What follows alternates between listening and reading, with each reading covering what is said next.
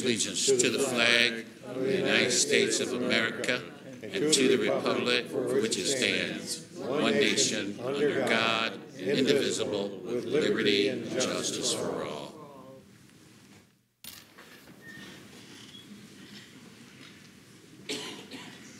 Ladies and gentlemen, we will now continue with the meeting that we had previously. And I would like to recognize our Congresswoman, Brenda Lawrence.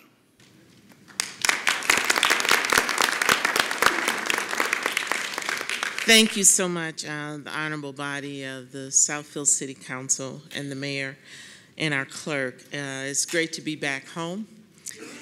Considering where I work today, it feels good to be home. I just wanted to just reflect. I have 4 decades of serving this community. And tonight I want to recognize the re-election of our mayor, Kenson Siver, our treasurer, Irv Lowenberg. I also want to recognize a young lady who's made history in the city of Southfield, our city clerk Hawkins, who's the first African-American to hold this position in our cities. Congratulations. I also want to recognize our former City Clerk Nancy Banks for decades of service to our community. Also to all our returning members who have served. I've had the pleasure of serving with some of you. And I also want to recognize Lenny Taylor, who was elected to this position. Congratulations. Councilman Brightwell, I'm very proud of you as a council president. Congratulations. Thank you. Thank you. I just wanted to take a few moments, and thank you for this opportunity, to talk about the federal landscape. It's challenging to say at least. Critical votes will be taken this week on tax reform. Tax reform that's going to have a direct impact on cities and municipalities. The SALT part, and that's our state and our city taxes that you get tax credits for, is something that's on the table. Interest on student loans is on the table. The tax exemption that teachers who buy student supplies, it's on the table. Those are small things, and someone said, why are you talking about that? I will continue to tell you we need tax reform in America, and I would not deny that. But we only have one pot of money. And we have continuously, when I came to Congress, it was troubling because I came from a city who balanced their budget. We balanced our budget and we made the sacrifices to ensure that the taxpayers' dollars were protected and that we provided the services that they paid for. If this bill passes, over $1 trillion additional deficit to our country, it is not the right thing to do. We're going to have to balance the budget and approve a budget in December again because we extended our budget until December. On the table is the elimination of the community block grant money. And I know as a member of this body and as mayor, it was one of the most highly protected items and utilized, one that we treasured. I'm saying this because the community and you as elected officials, your voice needs to be heard. I have a vote in Congress, and I will use my voice for coming from the heart of this country, and that's from cities. But you need to know that while you see disagreement in Congress, really look at what it's about and how does it line up when it comes to supporting cities, not whether it's a Democrat or a Republican, but as an elected body who has a responsibility for this community, is this going to help us as a city? And I'm telling you, I'm very troubled about some of the recommendations. I met with President Trump when he first came to office and shared with him, being a member of the Transportation Infrastructure Committee, that I saw something that we could work together on. And there is continuous talk about investment and having a transportation plan that we know we've kicked the can down the road too many years. And we're talking about investments in infrastructure.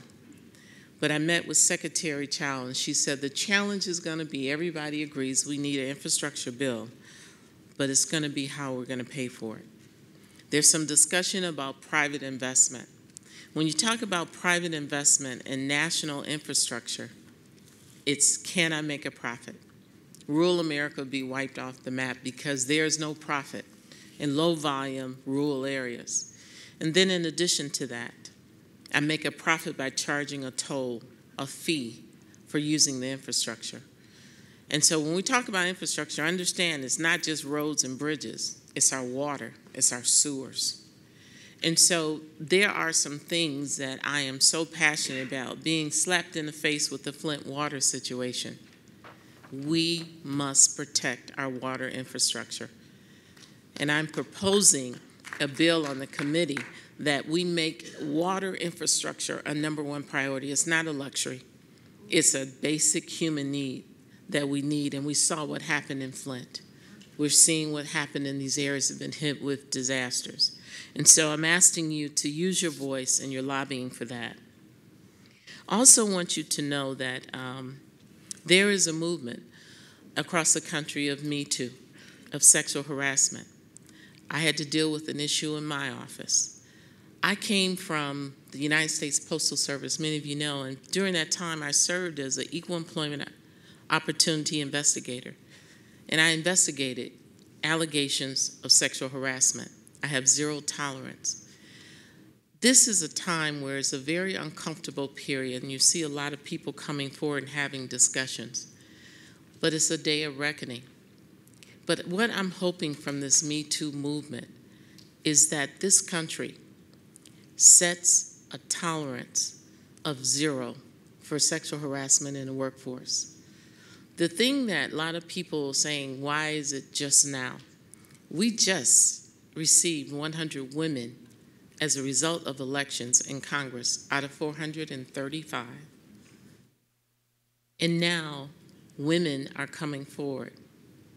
And we in this country need to set an environment where everyone feels safe in their workforce.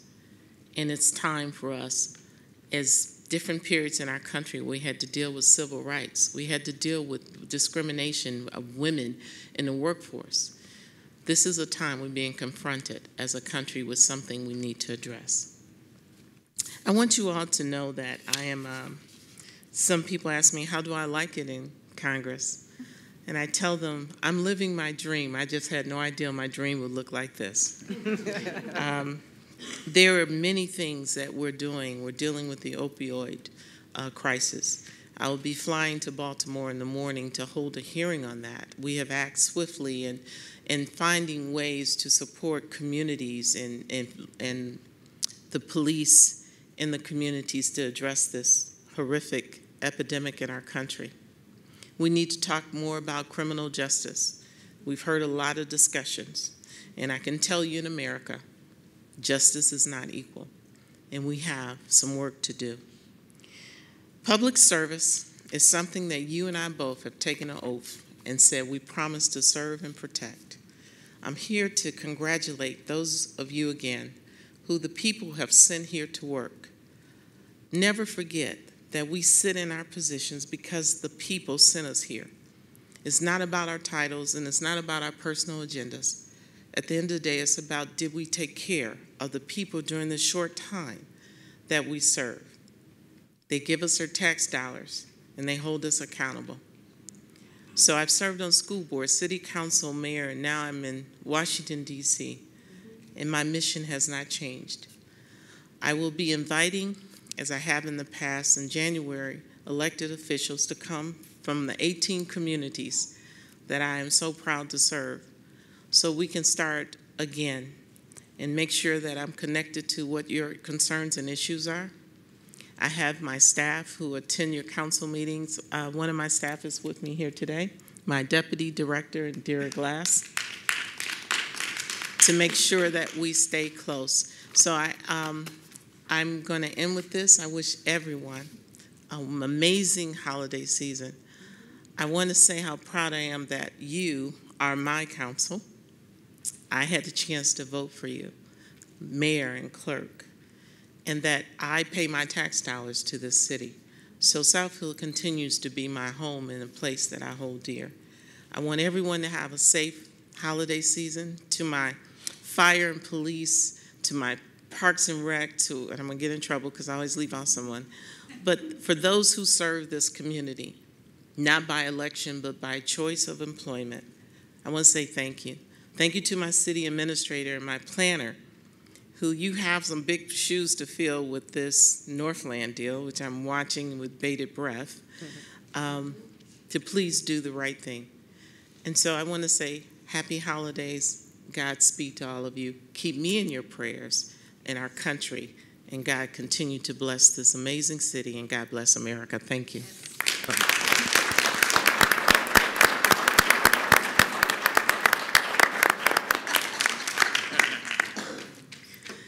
Yes. Could I ask a question, please? Yes, sir. As a John Q. Public, a regular citizen, you had mentioned the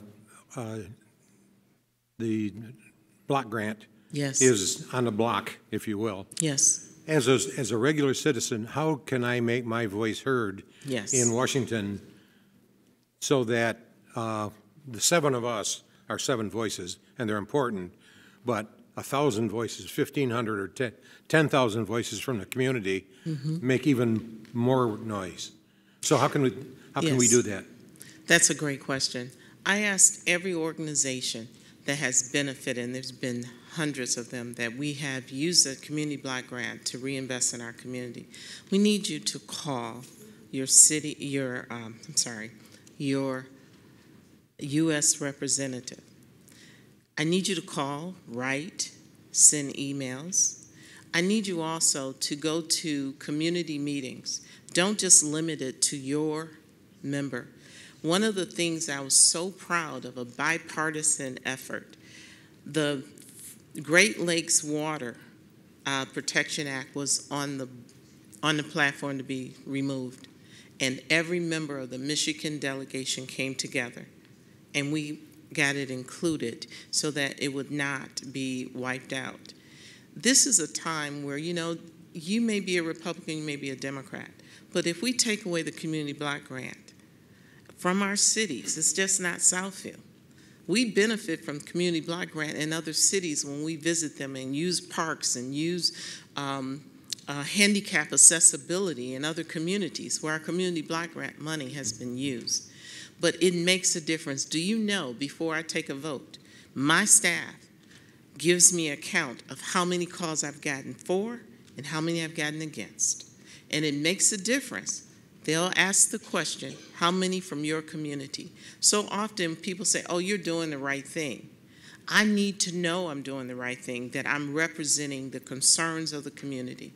But you also need to make your voice known to the National League of Cities, to the U.S. Conference of Mayors, to all of those, the National Association of the Clerks, the mayors, and make sure that we are using our collective voices to make sure it still matters. If you write, if you call, my phone blows up.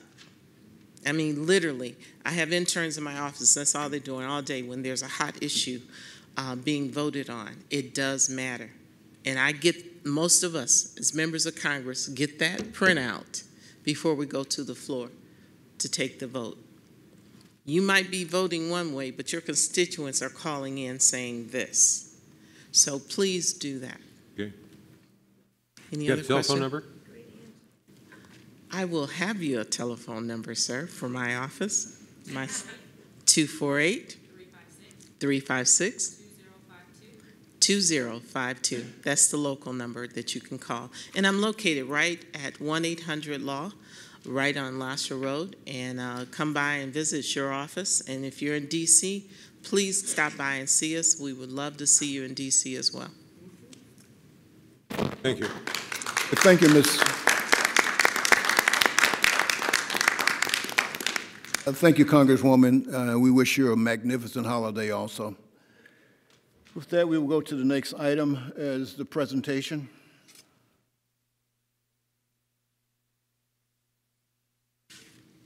Well, let me just say first, Congresswoman, it must be agreeing with you. Even so, you're going through all these historic times in Washington. You look great, so it's you're doing well. And for members of the audience, our community development block grant money, I will tell you, has been cut in half from what it used to be. We had about $1 million. We now have a little under 500,000. And we use this for a variety of social programs, including our chore program, our SHIP home repair program, summer camp scholarships for kids, and so on and so forth. It's been very important money to us, and we would our efforts to help people in the community would be hampered if we didn't have community development block grant money.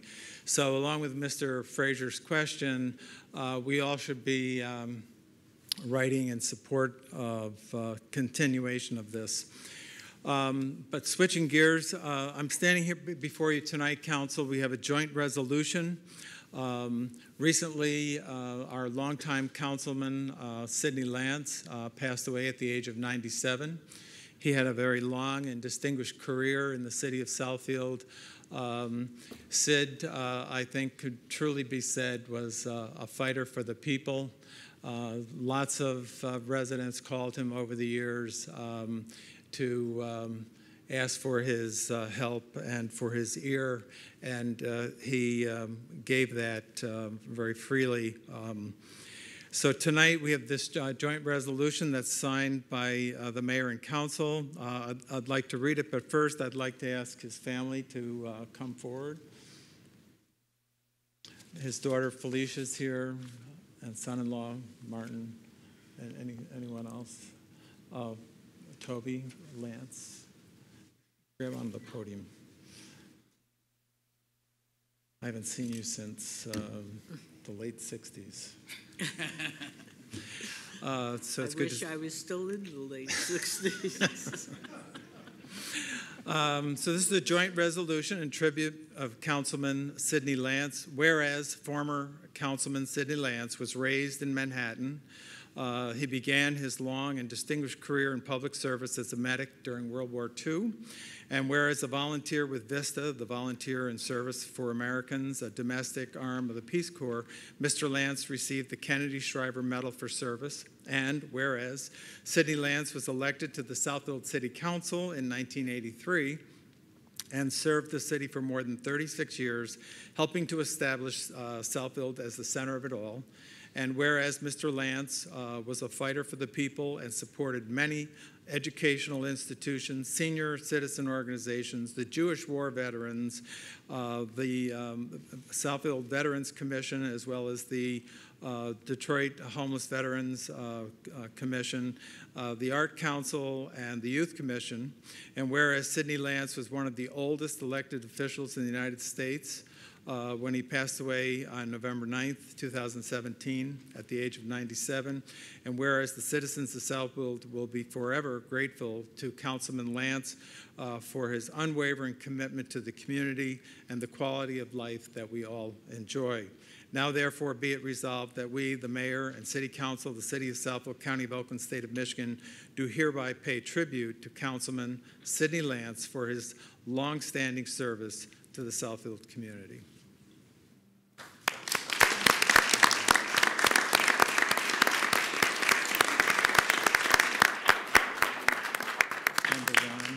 Tolson. Thank you. Mr. Mayor, Councilman Montalban wanted to. Can I ask? Okay, go ahead. Go ahead. Say something?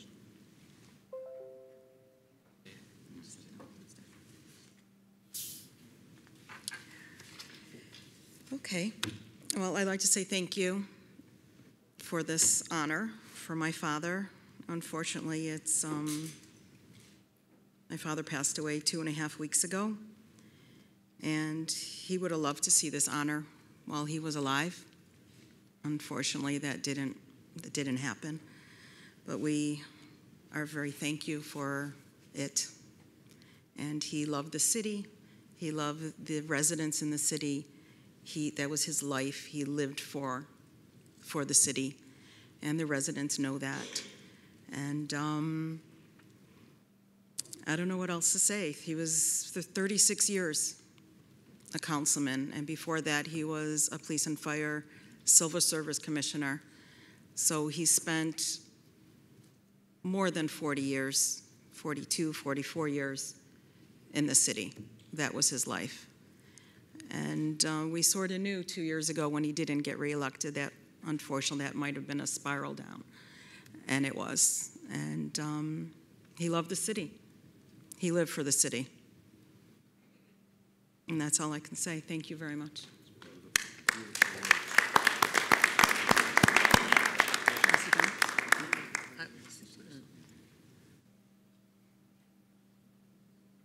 Congressional Medal of Honor winner. Mrs. Lance told me that he was also a Congressional Medal of Honor winner. I just wanted to add that I got to know Mr. Lance probably when he was in his early 80s or mid 80s, and you couldn't tell from his age that he had a lot of vigor and energy. He encouraged me to get involved in the city over probably about 10 years ago by joining some of the boards and commissions, and then encouraged me to run for council. I didn't have a lot of time sitting next to him on the council, but when we had a chance, we were sitting next to each other, and when things would come for a vote, he'd always tell me, this is good for the people, this is bad for the people, and try to steer me in the right direction and how he felt the city would benefit or not, depending on what was being discussed. And he was a role model in the government for me, teaching me some of the ropes and helping me get more involved in the city. So I thank him for that opportunity. Thank you.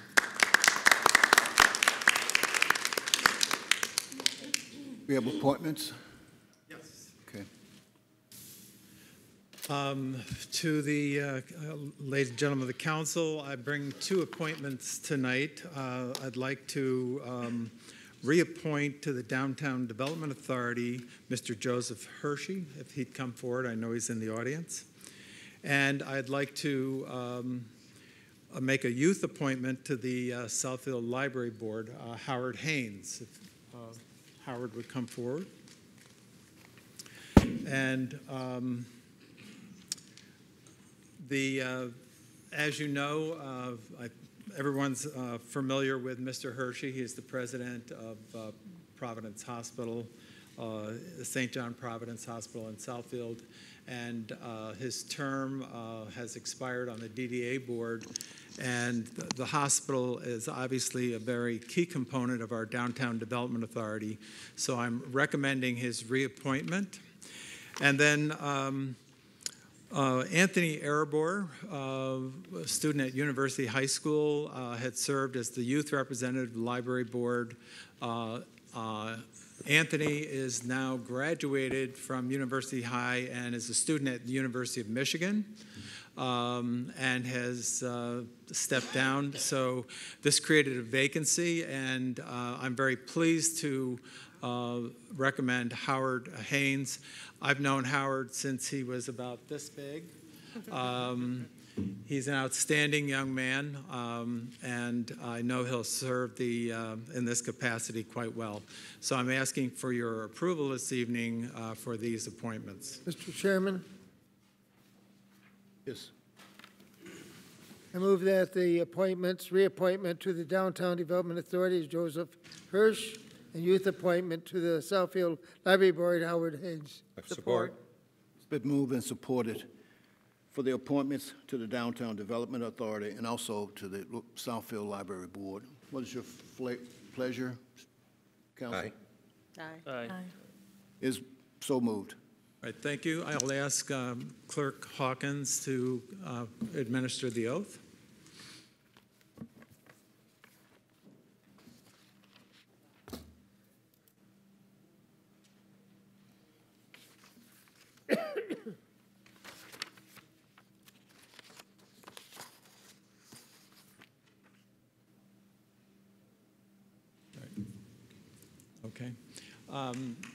While the clerk is getting the book, I'll ask you, the council would like to meet you and congratulate you. So if you come around, and then when we come back, the book will be for you to sign. So Howard.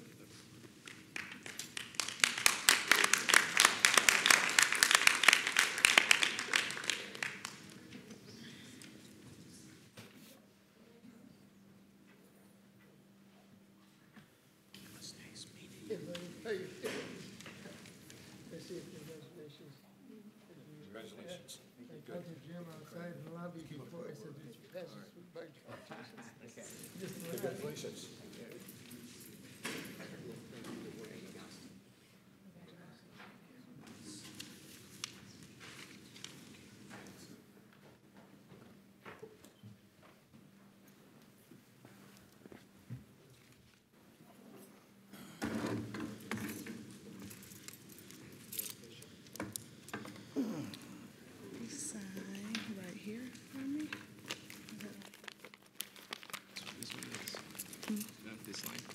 Yeah.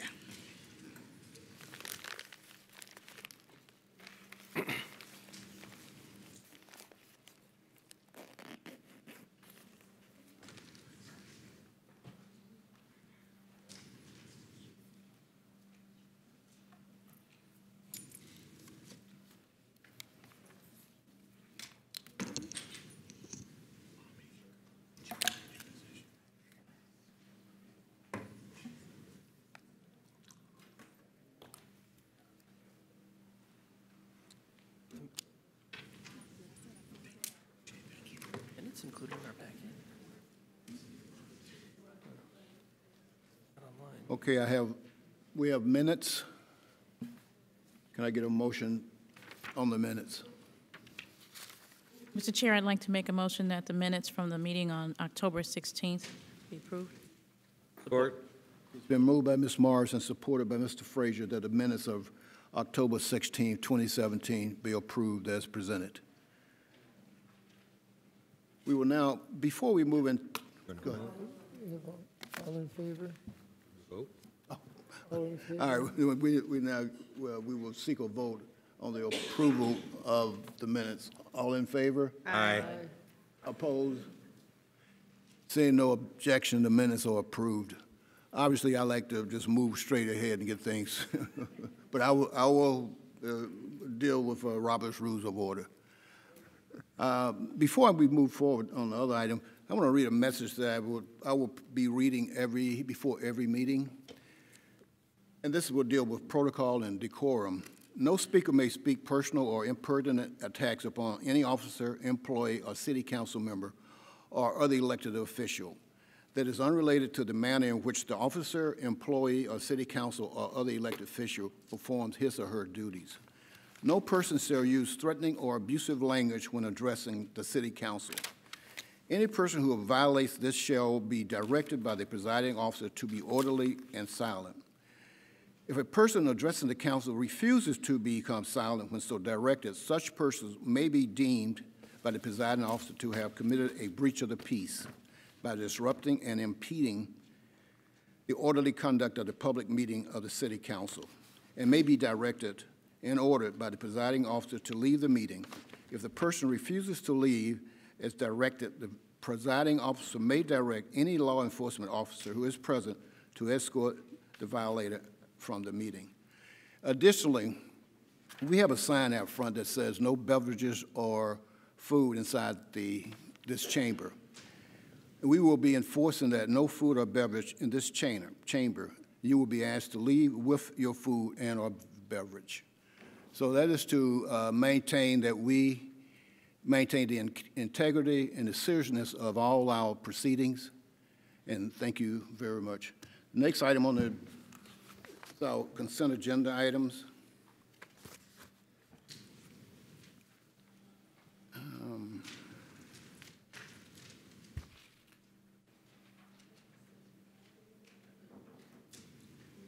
Modern technology kind of slows down periodically.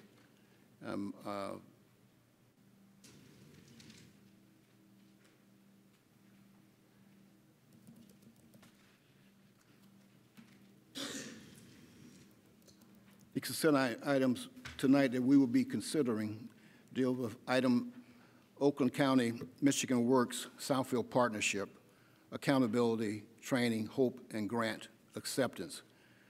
This is a grant that deals with partnership, accountability, training, and hope, called the PATH grant.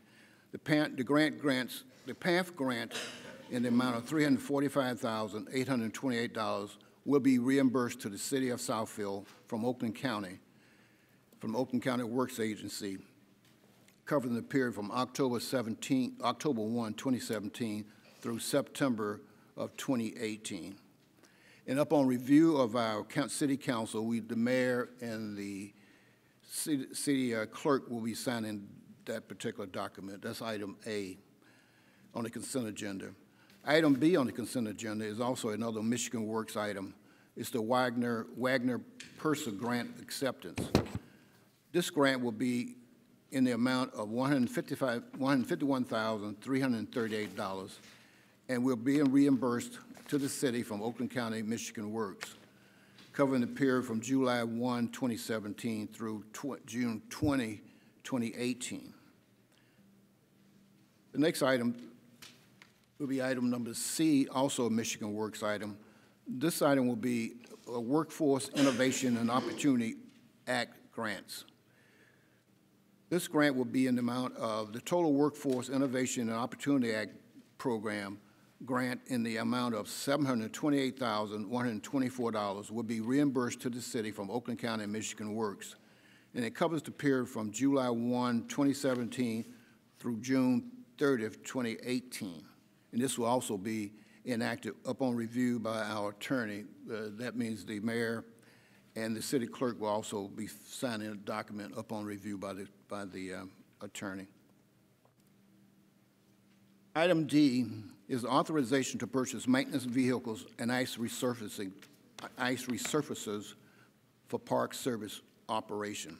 The Parks and Recreation Department is seeking permission to purchase 4 utility off-road vehicles and a refurbished Zamboni as authorized in the 2017-2018 budget. We're asking council to purchase 4 maintenance vehicles through the State of Michigan Cooperative Purchasing Program.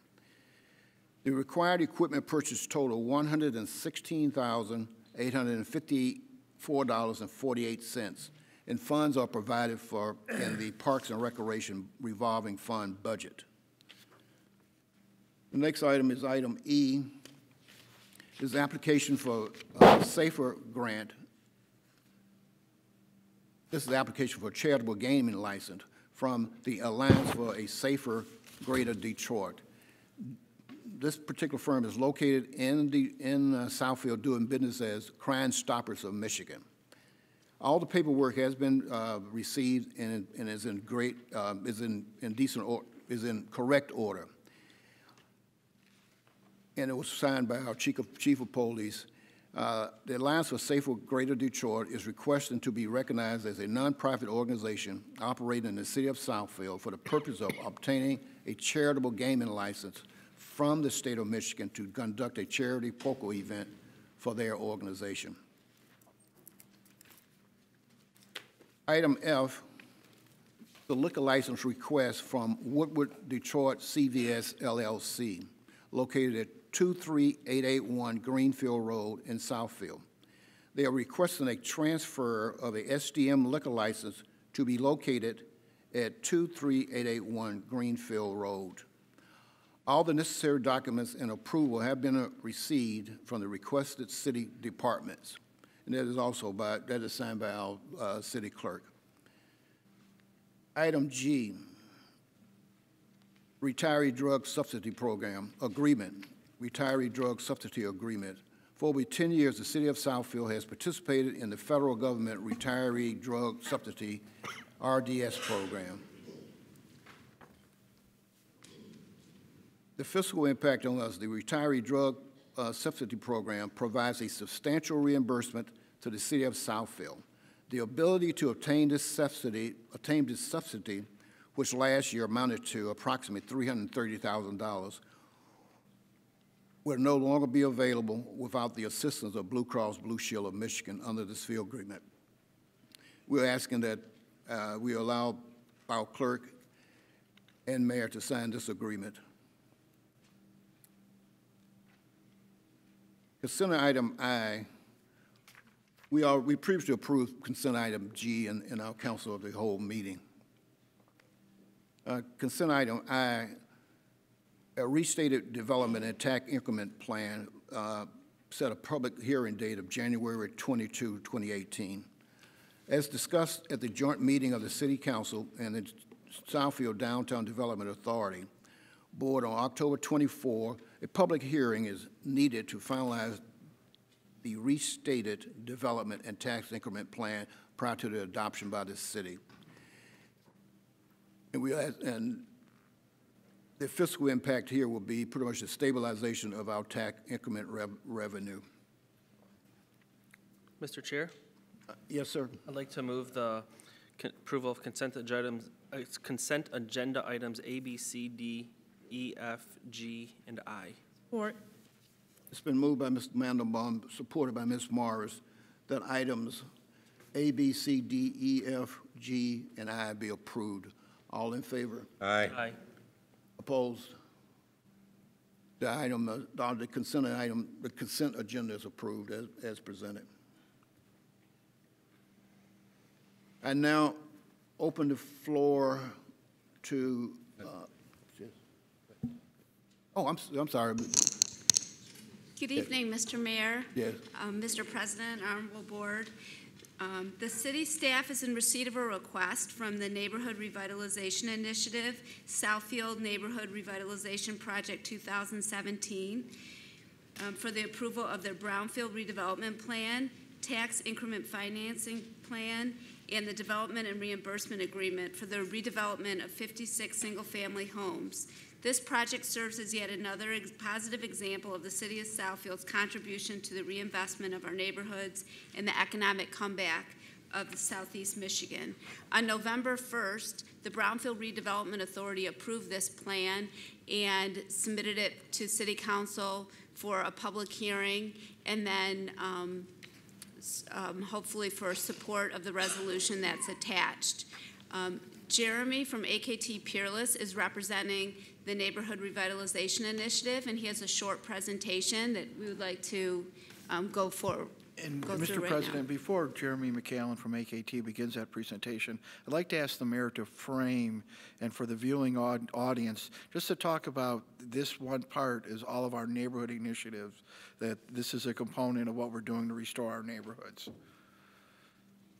The goals of the council, the mayor, and the administration for the last 2 years and going forward have been to reinvest in our neighborhoods.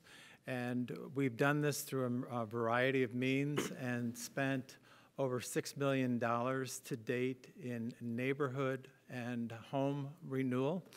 And the money comes from the Southfield Nonprofit Housing Board, about $4.5 million, $1 million from the Oakland Home Rehabilitation Program that we've tapped into, and then monies from CHORE, $300,000, the SHIP program, $80,000, and then corporate contributions from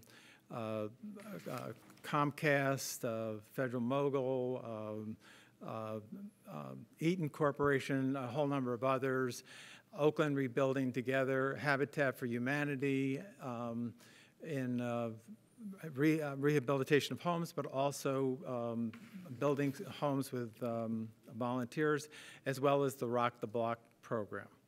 The council has tightened up registration of rental homes, as we've seen a dramatic increase in the community of rental homes. All rental homes now must be registered.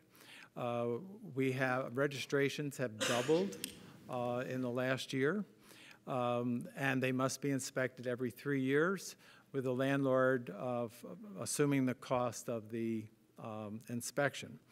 Other initiatives include things, small things like chore home makeovers by the Southfield Parks and Garden Club, things like the garden walk, the big rake program that's currently underway, that 120 homes we hope to have raked by Saturday afternoon for seniors and handicapped individuals, and any number of other initiatives that are working to renew our neighborhoods.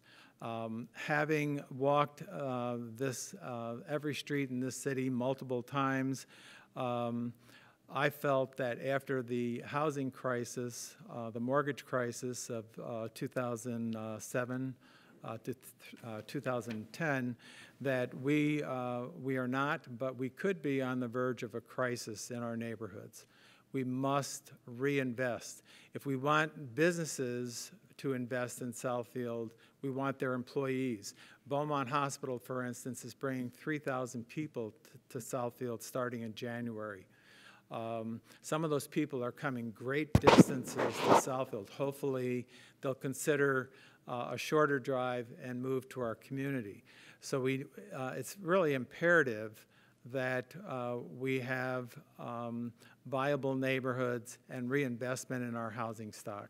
So the Neighborhood Revitalization Initiative is just one of a whole myriad of efforts that the council, the administration, and my office have supported to bring resources into our neighborhoods and to renew them, update housing so that we continue to attract people to Southfield.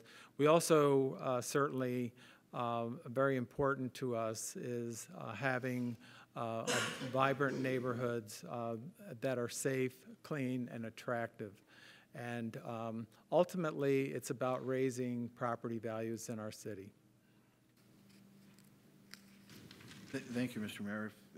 Mr. McCallum can start the presentation then. And I just wanted to emphasize that this is one part of these efforts. The Mayor, the Administration, Neighborhood Services Committee, all working together to carry these forward. And not, they have their challenges, but we are succeeding. Okay. Good evening, members of City Council. My name is Jeremy McCallion with AKT Peerless. Business address is 22725 Orchard Lake Road in Farmington, Michigan. As we were discussing, this is a neighborhood revitalization initiative, number 2. This is a presentation with some background on partners involved and also identifying the second round of portfolio homes that is for brownfield plan approval before you tonight. So as a partner, the Southfield Housing Corporation was formed to provide housing and other facilities to benefit seniors and low to moderate income residents. They currently own 3 facilities: McDowell Tower, River Park Place, and Woodbridge Apartments. And major renovations were completed for McDowell Towers and River Park Place in 2014, which updated common areas and all the units in the facilities. And this is some statistics from the master plan for Southfield showing home ownership occupancy rates have decreased, higher share of rental units. So this is an opportunity to increase single-family home ownership in the city of Southfield. And some general land use stats showing 4% of vacant land remains in Southfield. So obviously redevelopment is key, and single-family homes being the largest amount of land being occupied at 39% in the city of Southfield. So this is, again, as I was mentioning, this process went forth in 2016. For the first round of portfolio houses, we're following a similar process. This neighborhood revitalization program number 2 is using the same process where the city acquires tax-reverted properties from Oakland County to sell to the Neighborhood Revitalization Group, the NRI. And these houses are deemed eligible under the Brownfield program because they are blighted. And the process will rehabilitate and demolish those that need to demolish and create new home ownership in the city of Southfield. And the Brownfield program will assist in repaying some of these activities that occur and also develop a Brownfield revolving fund to assist to fund Brownfield eligible activities in the future.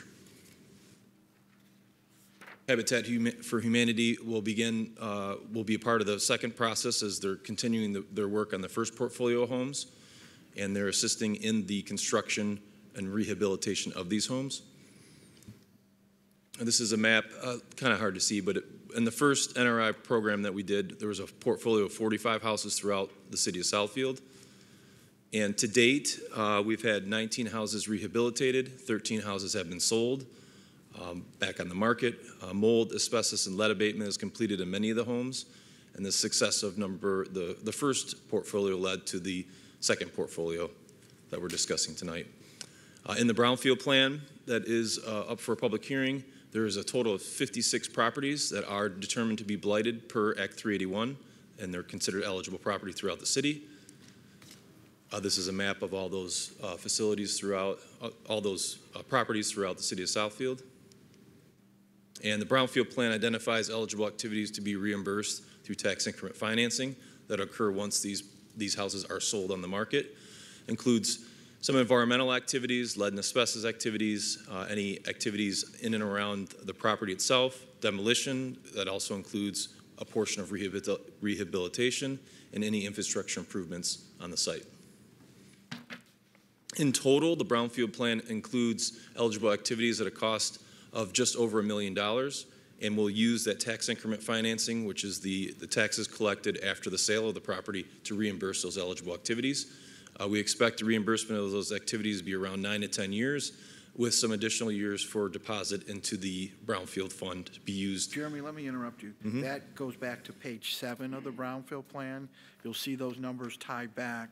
The first 8 pages of that Brownfield plan are the heart of the document, giving you the numbers. The rest are individual exhibits pertaining to each individual address. But the numbers correspond to what you see on page 6 and page 7. Those slides 13 and 14 correspond to 6 and 7 in the Brownfield plan. Thank you. Mm-hmm. And this round was a little higher in eligible activities because we have more properties. The first plan was around 45. This includes 56. And then this is really part of the Sustainable Southfield Master Plan, also looking at infrastructure improvements which are eligible under this Brownfield plan, included in the plan as well. And that concludes the presentation. We would like you to hold a public hearing at this time, and then after the public hearing, we would seek approval of the attached resolution. I now open the hearing the public hearing is now open.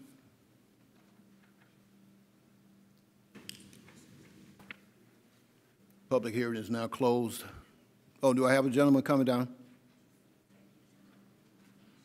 Go ahead. Good evening, everybody. Good evening. My name is Kenneth Taylor. I'm a homeowner. I work at Channel 4, and I'm opposed to the NRI. I would like to have an opportunity to purchase my home back. I have children that have grown up and graduated from the Southfield schools. I have a little one that's in the Southfield schools presently right now, and I do have the means to pay in full what I owe to purchase my home back. So I would like the opportunity to do so. And that's all I have. Thank you. Yes, sir.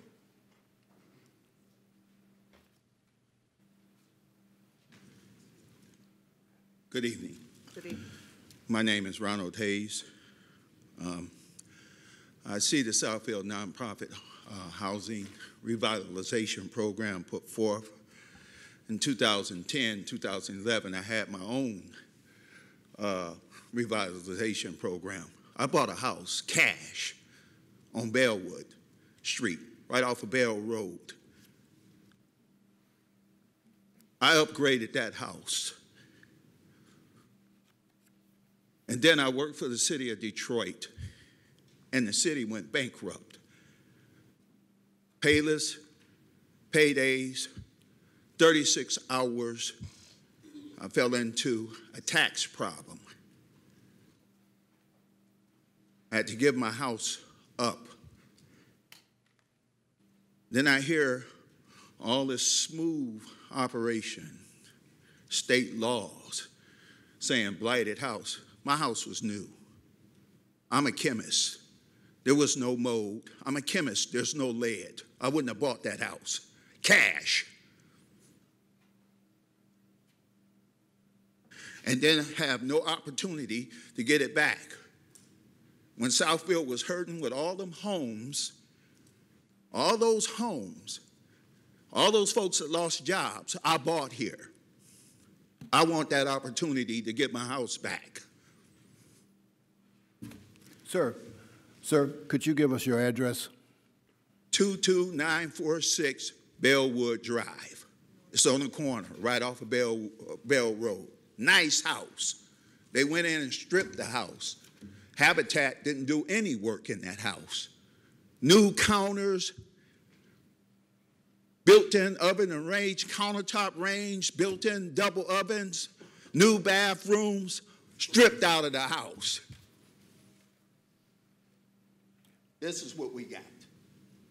This is how I get treated. Next person. Please give your name and address, and you have 3 minutes. Good evening. My name is John Edwards. My address is 25055 West 10 Mile Road here in Southfield. I thought it was necessary for me to come here tonight to speak because in 2008, I purchased my home, and I purchased a business here in Southfield that actually is inside of a home. And actually, I'm a federal contractor, and as a result of waiting on funds in 2015 that came about 6 months late, I ended up losing my home to the county. And actually, through my attorneys, I actually had them go through circuit court and actually try to have the foreclosure reversed. And actually, since the the Michigan legislature actually created a provision in 2015 where homeowners in the state of Michigan had up until 6/30/2016 to actually pay back taxes or make a payment plan.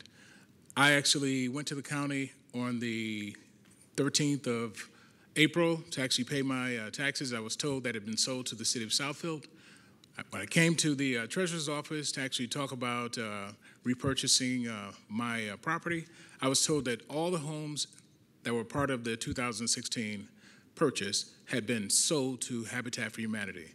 After doing the lawsuit, I found that Habitat was never in the chain of title and that all the properties were actually sold to the city of Southfield, and from there they actually went to SNR. And I'm here because I'm in position to also purchase my home back for the back taxes, water bills, whatever, both of my properties. And today there is 75 of us that actually are part of the Southfield 75. It was the Southfield 45 last year, but with the additional properties that actually been added to what you call Portfolio 2, all of us are actually interested in getting our properties back, and we're prepared to actually purchase our homes for that. I thank you for your consideration and support. Thank you. Thank you.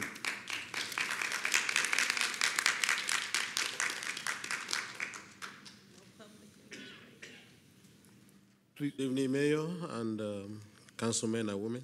My name is Dr. Tony Akande. My address is 29800 Chelmsford in Southfield. I purchased that home cash, fully paid for, and I paid all the taxes up to 2016. But I was working with the city because there was a backup in the basement.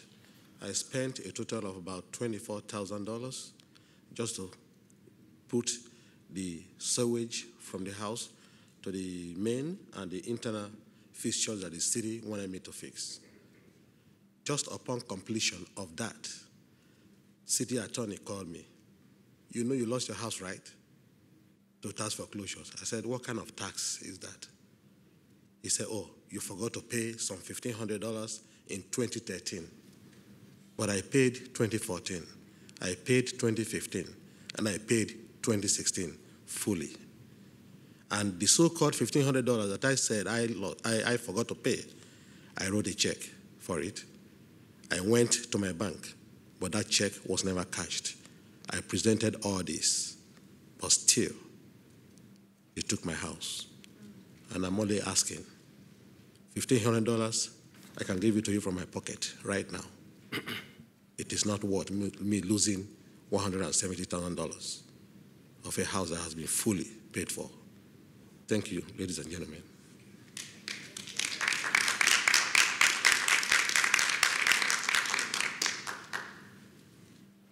Good evening. My name is Pamela Hayes. I'm the wife of Ronald Hayes, and I was a stay-home mom.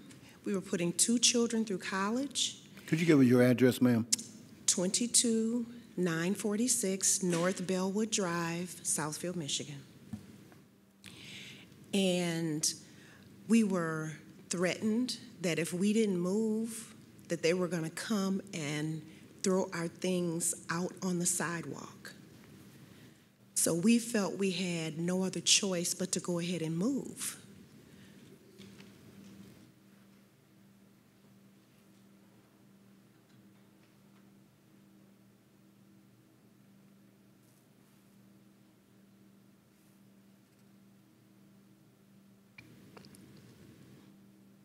If we would have been given another alternative, we would have taken the other alternative. But to threaten us, telling us that if we didn't move by a certain date, you're going to throw us out, put our things out on the street. We had 2 children in college. I was a stay-home mom.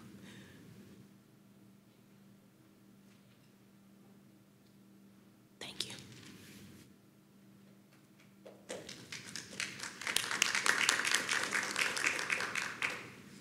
Good evening, everyone. My name is Jessica Hayes. I also live on 22946 North Bellwood Drive in Southfield. So like my parents said, they were putting us through college, me and my brother. I went to University of Toledo.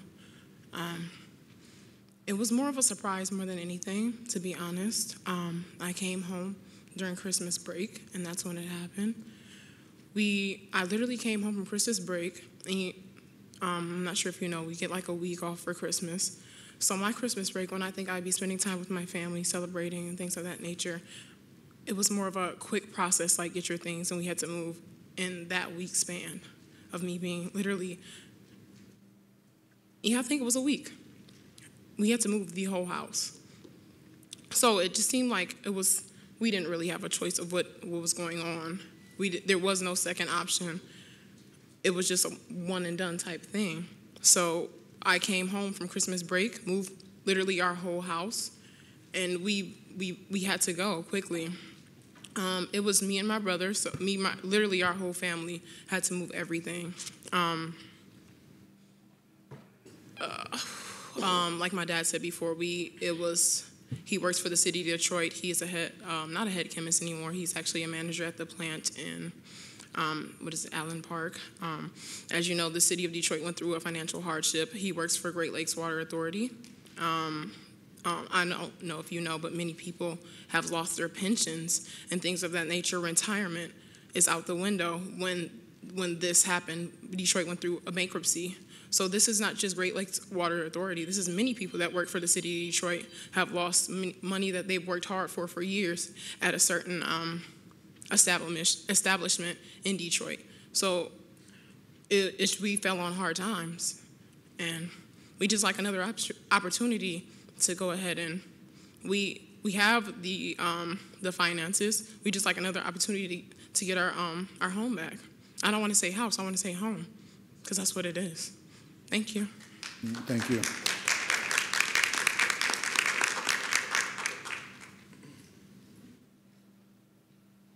Good evening.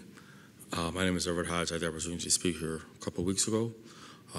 My concern... Sir, could you give us your name and address again? Hodge, 25360 Shiawassee, and that's a condominium complex. So how could that be blighted?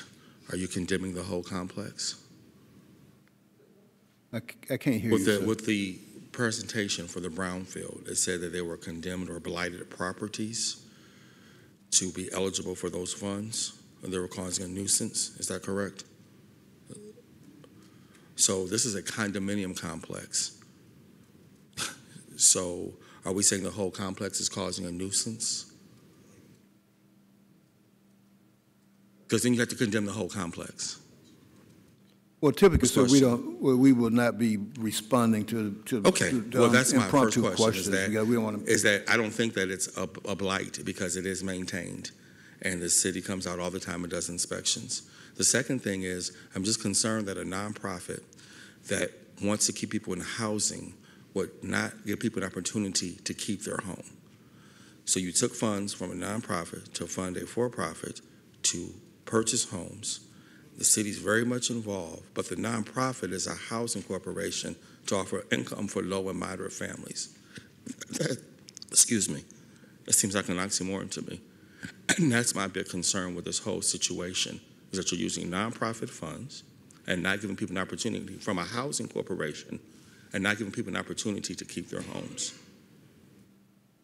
And I would hope that you all would look into your conscience and say, we have to do something about this, because there's all extenuating circumstances, and give people at least 30 days just to try to get them back. And I thank you all for your time. Okay. Thank you.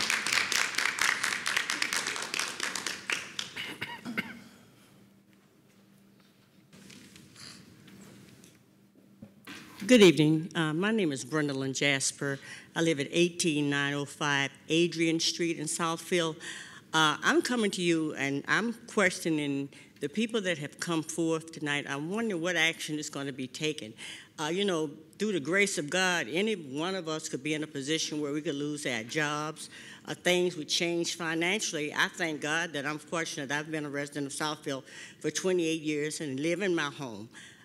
But for those people that I would just like to know, what is the city going to do as far as the people that have come forth and asked you to give them the opportunity to purchase their homes back? I'm just curious about that. But like I say, it could happen to any of us, you know, you, me, or whoever. We've just been fortunate that we have jobs and homes and stuff, that we're able to maintain our homes, but I think it's unfortunate. And when we have, Southfield is a viable community. Like I said, we've been here for 28 years, and home ownership to me is the #1 priority. I applaud Ken Seibert, our mayor, because the house next door to us, the gentleman passed away, and we found out that the city had bought that house.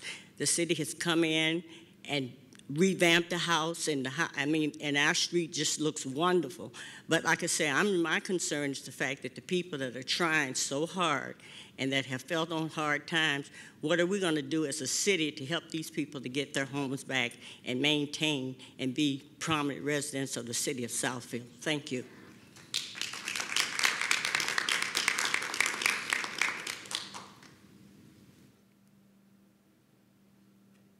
My name is Lewis Jackson. I'm at 17245 Louise Street. And I believe my property is one of those that's in what they're calling portfolio #2. I live in my home with 2 young daughters, and I've been living in Southfield for 11 years. The home is anything but blighted. So to be labeling our homes as blight, when I think about the conversation we had in the other room and the due diligence that you put into looking at the resolutions to make sure, was it legal, was it ambiguous, to not look at each of these properties and to see if they fall clearly under what would be blight before passing a resolution that's taking homes from people under false pretense will be anything but just, but fair, and but humane. Like I say, I'm still living in my home. Me and my daughters, raising children in the home, and to be given 30 days without notice to say that you have to leave your home. I heard it mentioned that people didn't pay their taxes before March 31st, so it was foreclosed on. That's not me. I paid $7,000 to Oakland County on the 24th, another $1,300 on the 31st, and I was in a payment plan that was going to keep me in my home. And I made those payments up front to cover the complete year. Without any notice, I was given a letter in the mail saying, you're losing your house. You got to be out in 30 days. Contact the county. They say there's nothing we can do. We've already sold the house. That's not how you treat people. No given way on earth could, and this could happen to any of us. We can fall under hard times. But when it happens, we're asking for those who are in the seat of power to do what's just, to step up and say, yes, we're standing up for the people. We're going to look a little closer at this. And if instead of talking about revitalizing and bringing in new residents, what about the ones that are here, that chose to be here? We weren't voted into this position. We chose to move to this city, and I live and work in this city. We're talking about moving people in. That's going to be 3,000 new jobs or 3,000 new people. I'm one of those people that live and work here, and I don't want to move. I want to die here in this city where I raise my children and where I choose to live. I love the city. I love everything it offers. I was planning to go to a daddy-daughter dance in January. If I'm evicted, do I still qualify to go to that city of Southfield daddy and daughter dance? I'm just asking you to look at each individual situation and do what's right and fair. And don't just look at all the fluff. Because if they were really doing something great, I would be all for it. I don't want blight in my neighborhood no more than anyone else does. And I thank you for hearing us this evening.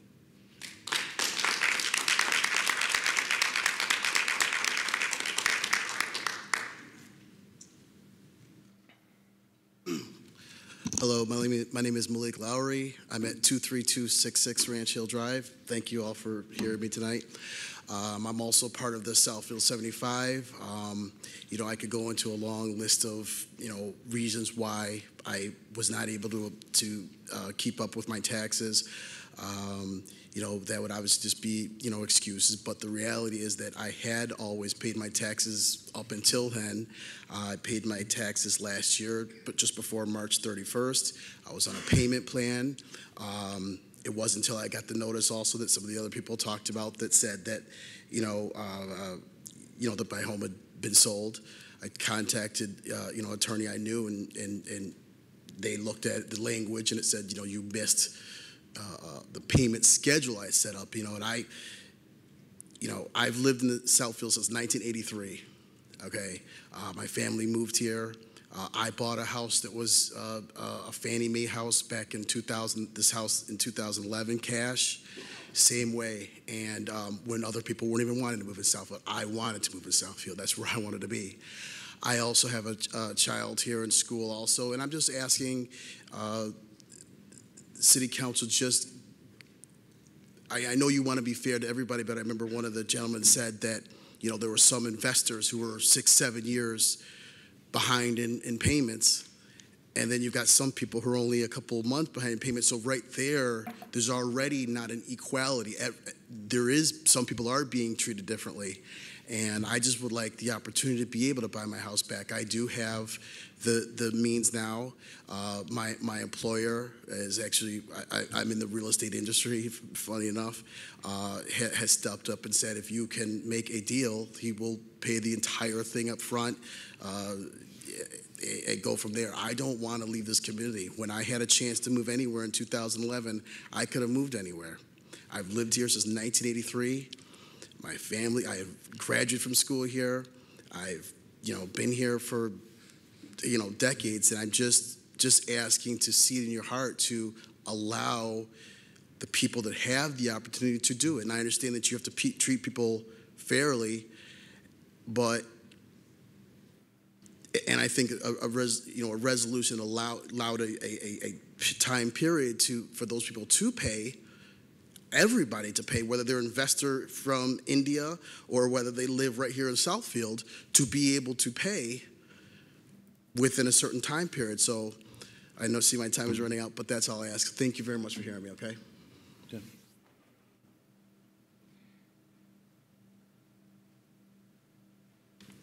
Good evening. My name is Gilbert Borm, and I'm an attorney representing the homeowner at 29555 Heritage Lane in Southfield, Michigan. I'd like to thank the council for allowing me to speak, and I'd like to say that I hope the stories you've heard this evening have touched your heart, and that you can see that this is broken, that a program that's meant to take blight is being used to bulldoze people out of their homes. The one word can sum it all up. There needs to be amnesty. And I think that I challenge this council to come up with an amnesty program that is fair to the city, fair to even the blighted property owners, but is also fair to the community. I know that this council has the heart and the wisdom to be able to find a way. As I listened to the presentation before the community's people spoke, it almost like I was hearing something from a different world, because it had nothing to do with my client's situation and how she had basically gotten a divorce that put her behind on her taxes, and then the county put her into a tax plan that actually raised her amnesty payment to the county and put her into default and put her into foreclosure. And when you set people up to fail, they will.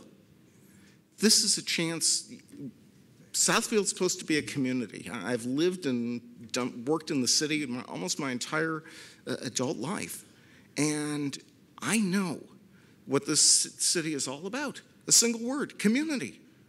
And when people want to fight to stay in this community, the city ought to be opening the door and making that possible. So I'm asking you, please find a way, create an amnesty program that's fair and just to all. And then you have people here that are willing to take on blighted properties. Great, do that. But then also take care of people who sometimes have things happen in their lives that when things don't go the right way. And then you'll be a better and stronger community. I thank you for your time.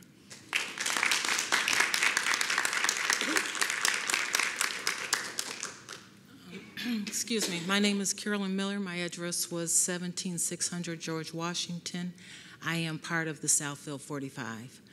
I paid cash for my home, as many of the people did. But my question is, well, it's not a question. It will be a year next month that 2 weeks prior to Christmas, I had to move out of my home, and Southfield gave me $2,000 to move out of my home. Otherwise, I would be evicted. This was during the holiday, 2 weeks before, and I had to find a place to move to. The city of Southfield even moved me from my home on George Washington to where I am now. That's how bad they wanted me to get out. There's no excuse for going behind in taxes. I understand that. But the process and the procedure for getting people out of their homes, it's unbelievable what's happening here in this city. I used to live in Detroit for 20-something years, and I moved here, and I'm like, man, I almost need to go back there. You don't expect it to happen here, not in this city. And I went to look at my home. Everything is gutted out. I lived there for a long time. So you're not going to tell me my home was blighted. And now it is stripped of everything. There's nothing in there but the walls.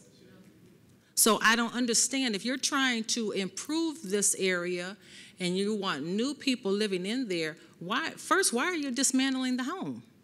And where is everything at that you took out? Because if I lived there, it's not like it was. I had it since 2009. There's nothing but walls up in there now. Do I still want my property back? Yes, I do. Because I'm going to redo it just how I did it when I did get it. So hopefully there will be some resolution to this so that we can all get back into our homes. Thank you.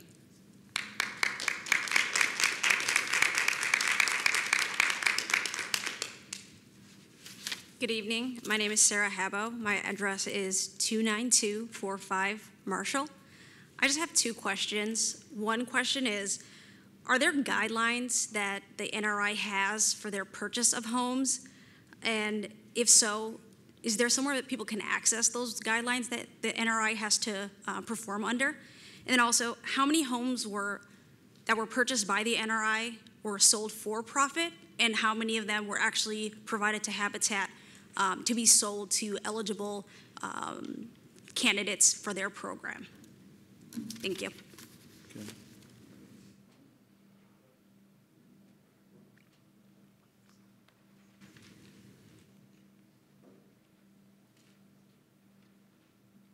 My name is Joe Person, and I'll give my post office box instead of my address, 115, Post Office Box 115, Southfield, Michigan, 48033.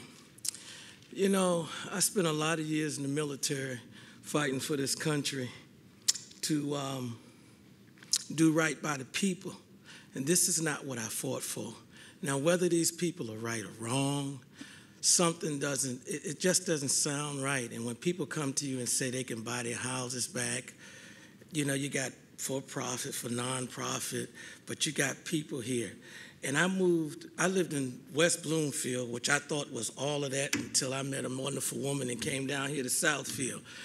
And what I'm hearing here, these were the horror stories that I heard about Southfield that made me scared to come down here to Southfield, because I had heard about this type of, you know, problems 10, 15 years ago.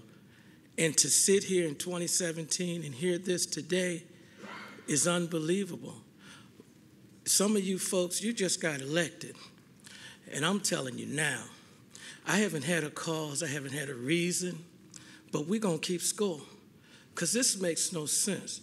Now, if they are wrong, okay, I get that. But when I've heard here people come and ask y'all, literally beg, I'm listening to, this is our future here. This may be the next Obama. This may be the next Hillary that's talking about doing something. And you're talking about putting them out their homes. It ain't right. It's not right. And I just think that Southfield, the mayor, you know, everybody's sitting up there. I think that y'all are better than this. Y'all got to be better than this. It has to be a way to work it out. And if not, if there's something that we out here in the community don't know that you have privy to, and I piggyback with Ms. Habib, Sarah Habib, when she says, what was the process? Can we go to a website and see what the process is? Because if not, this is wrong, folks. This is wrong. And personally, I love all of y'all. I love all of y'all. I love Southfield. My God, the greatest decision I ever made moving here. But to sit here tonight and hear this, and I haven't been to a meeting lately, but I'm so glad I came tonight. I just think that in the interest of time, do right by the people. Because it's not, you know, as Martin Luther King said, it's not where you sit in comfort and convenience.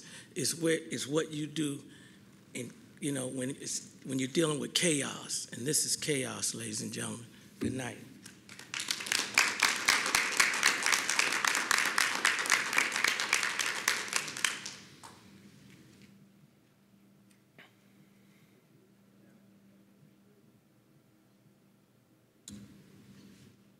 Greg Keeler, 25170 Circle Drive. I remember when I brought the question up about my property and the septic tanks. And the first thing that came up was safety, health and safety issues. If you scrapping all these houses and rebuilding them, you will create some health and safety issues, which were not addressed in this thing. They talked about taking out lead. They talk about taking out asbestos. But when they start putting stuff back in, will this house be re-inspected, rechecked for everything there is and looked at it and make sure it is done properly? Because when you start changing things in a house, you will change how it will react. And if you change it, you might get that mold right back and might get it back worse, because you have now just taken a house that was loose and made it tight. And the minute you make it tight, anybody that's in the field that knows the environmental will tell you that will be the problem.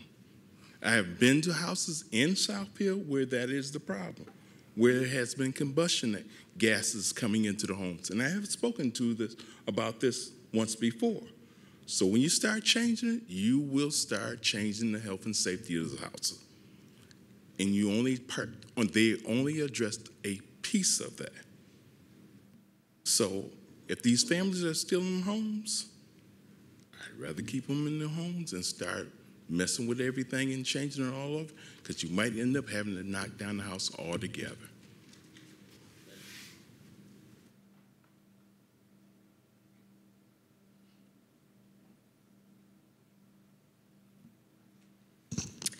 Pamela Gerald, P.O. Box 155, Southfield, Michigan, 48037-0155. My telephone number is 248-346-0439. I just want to remind Councilwoman Morris, when she ran on a couple of things, and it was Habitat for Humanity and the picture of you with Habitat in front of the house. I remember that flyer. And also that we needed an engineer to fix the roads. Your background is mechanical engineering and not civil engineering, but the people bought it and they voted for you. You've been on neighborhood services for quite a while. This isn't a new issue, and you've never talked about it. You've talked about the great big rake. You've talked about activities in communities. This sounds like it's a really serious issue. For 2 years, you've sat on this council and didn't really say anything about anything. Now you're talking about certain issues, and I just want to ask you a question, and you don't have to answer it through the chair. Are you really concerned, or is this a platform to run for state rep? Don't answer the question. Just think about it. I'm not sure about this issue. Everybody has their own unique situation.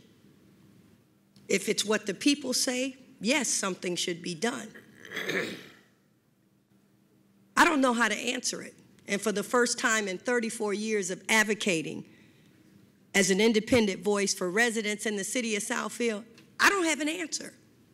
I don't know. It appears as if every case has its own special circumstances. But being on neighborhood services, where were you for the past 2 years? Why didn't you talk about the Fresh Start program that the county has that would have helped people to keep their homes, instead of talking about the roads, which are important? But we've got a city administration that would talk about the roads. We don't have a boards and service commission via council that would talk about that. We had neighborhood services. I'm surprised that you're talking this much, because I've never heard you talk this much in 2 years. So only you know your motivation. And then for the last 17 seconds, I want to just warn the chairman, don't try to rush through these meetings. Be all about the parliamentarian process. And for you to say that people can't drink in here, I'm going to ask you all to get rid of those bottles of water, and don't drink anything in here, and no mints.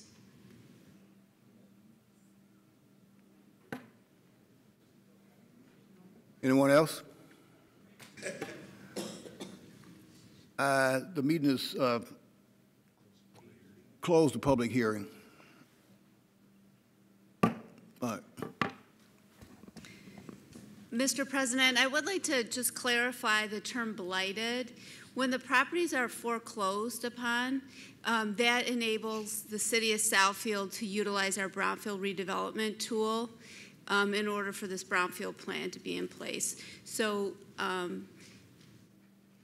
regardless of the condition of the home, it's because they're tax foreclosed. Yeah. Okay.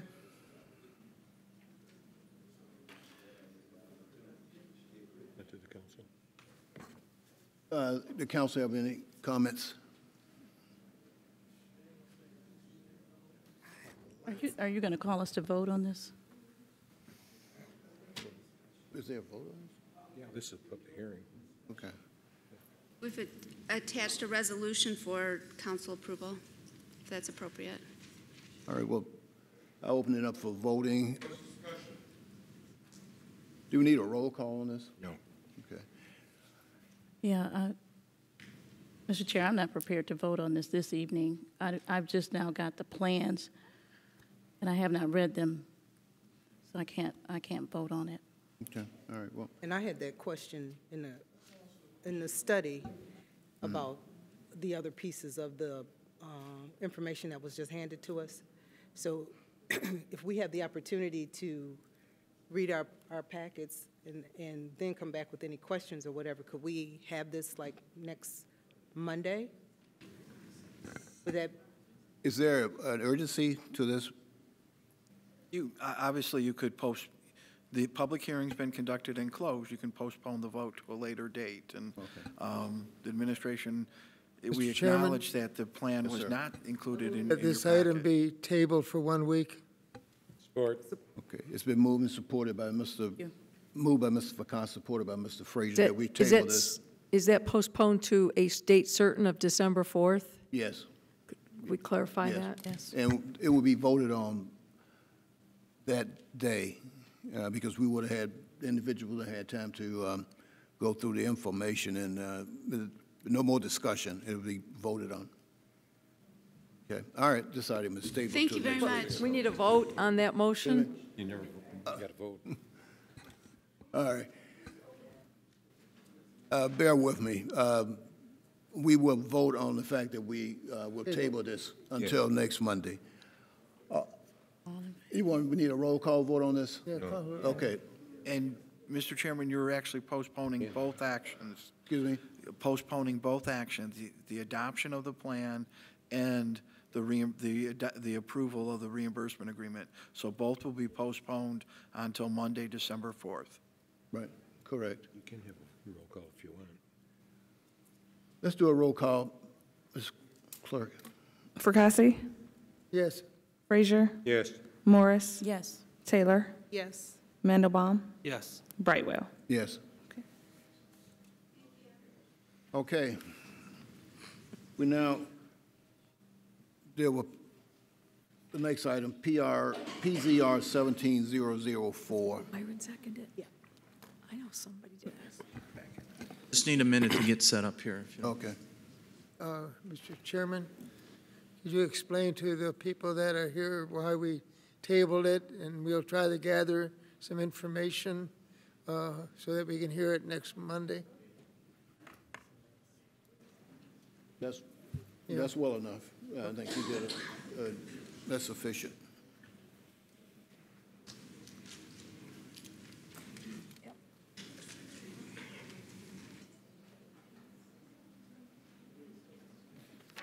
Okay.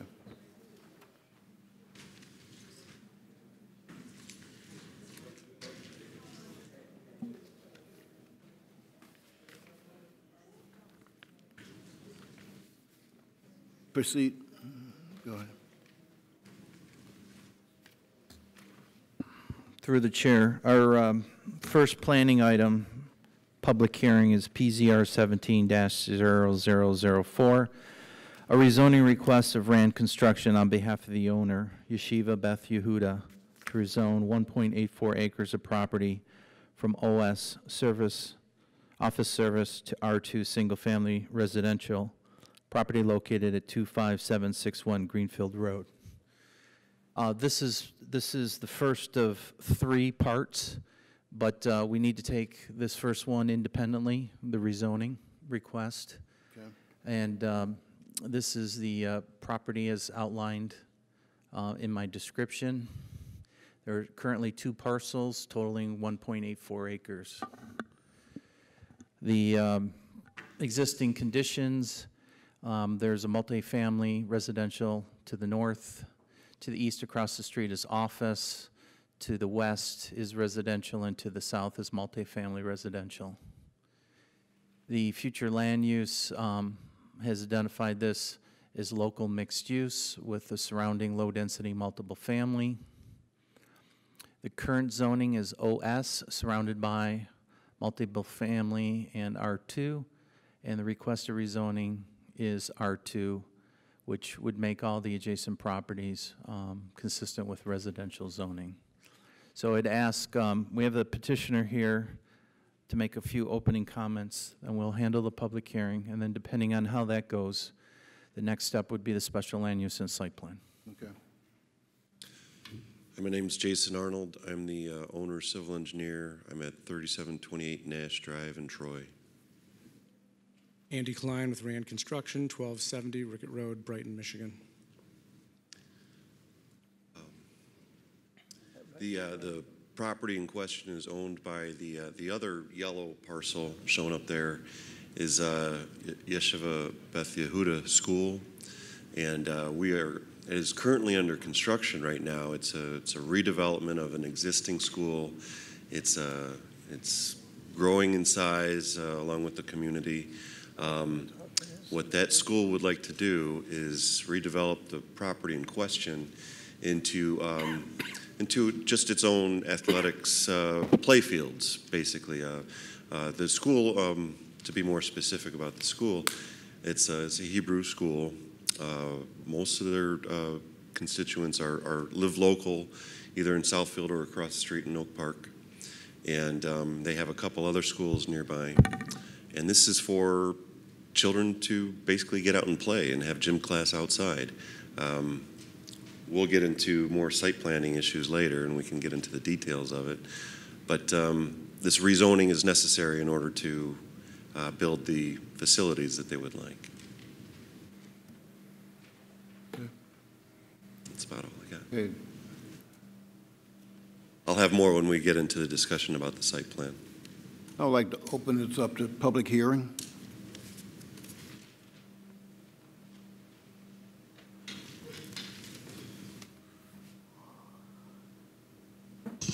Pamela Juro, P.O. Box 155, Southfield, Michigan, 48037-0155.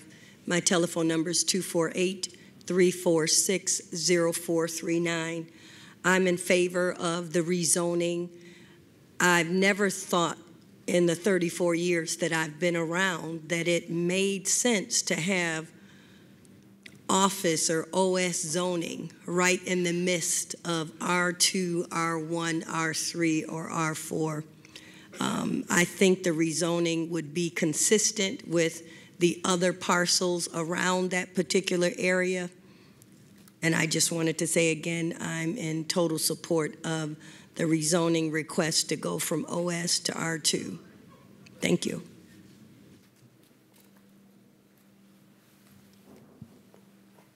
Public hearing is still open. Seeing no one, the public hearing is now closed.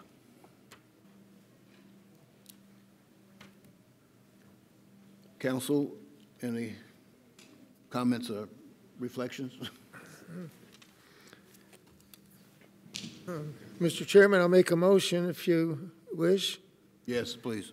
I will move for the approval of PSP 17-009, the site plan review request of Rand Construction. Four. Nope, we're doing four. We're doing PR, public hearing number B. 004. 004. Support. It's been moved by Mr. Fakasi, supported by Ms. Taylor, for the approval of PZR 17-004. I got it. All in favor? Aye.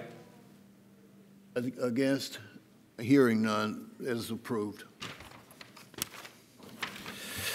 Through the chair. Yes. Our next item is a related special land use request, PSLU 17-0009, a special use request of Rand Construction on behalf of the owner, Yeshiva Beth Yehuda, to allow for the use of the property for a recreational facility associated with the school located at 25761 Greenfield Road and undeveloped property at Sidwell parcel 2424-417-008 on the west side of Greenfield Road between I-696 Freeway and Lincoln Drive. And as the petitioner has stated, now that it's been rezoned to residential, recreational facilities are specially use permitted in that district. And again, this is to allow for recreational uses is associated with the school.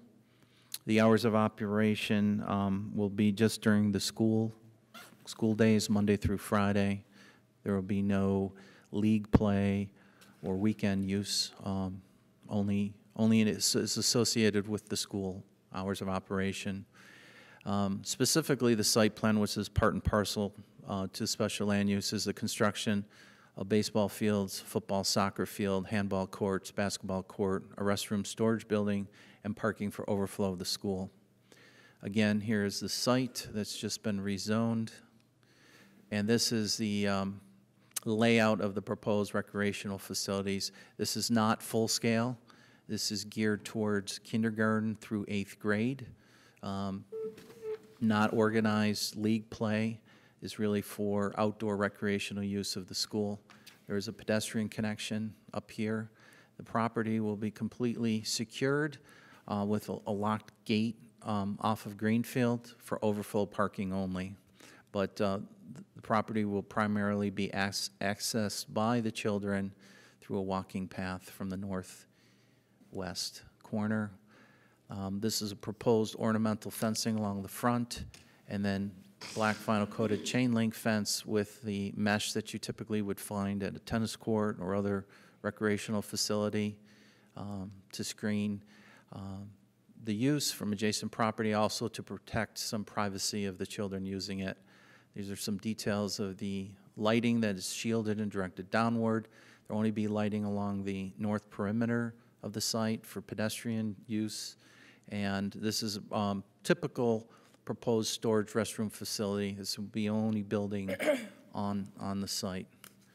So with that, I'm going to turn it back over to the applicant to talk a little bit in further detail of hours of operation, how you're going to mitigate noise and lighting and other issues. And again, just reiterate the use by the school children and not open to the public. Hi, Jason Arnold again, civil engineer for the owner. I'm at 3728 Nash Drive in Troy. Andy Klein with Rand Construction, 1270 Rickett Road, Brighton, Michigan. And the site plan that we came up with, their biggest priority was baseball. They really wanted to play baseball.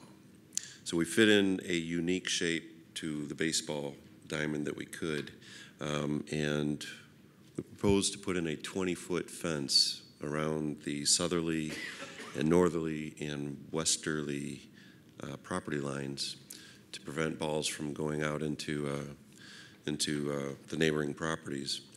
Then we have it's just shortened soccer and football fields. You'll notice the middle of the football field is just a 20-yard line. But again, we're just talking kindergarten through 8th grade. We just basically need to give these children a close-by, safe place to play. We also want some hard surface play areas for when it might be a little bit nastier outside. And then it can also serve as some overflow parking when the school does happen to need some overflow parking. But it is intended to be completely self-contained, is maybe a word for it. We don't expect to take much vehicle traffic off of Greenfield Road, much at all. Much like Mr. Crode said, it's a usual, most use will come from the sidewalk at the northwest corner there, coming from the school building. So we fit in a couple of half basketball courts. We fit in a couple of handball courts, and then just a footprint size that we think would work for a building, storage, and restrooms. Now I'm rambling. We'll now open it up to public hearing.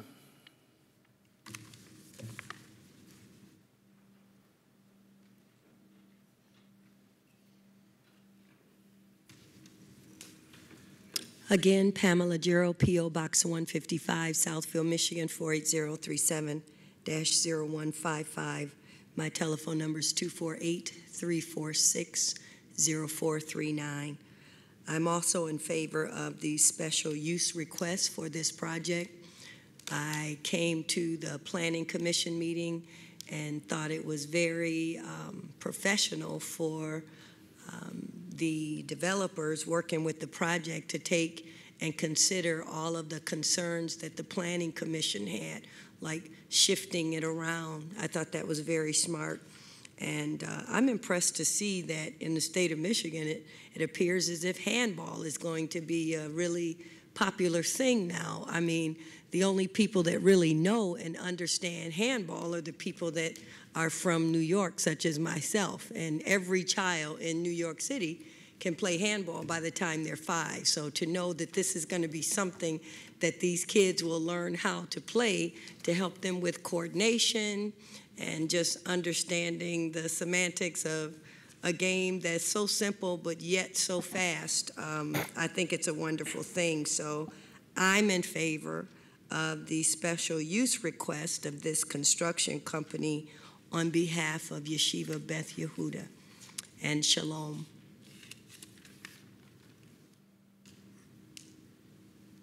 Public hearing is still open. Additional public hearing is now closed. Council? Mr. Chairman, Yes. this time I'll move PSLU I-7-0009.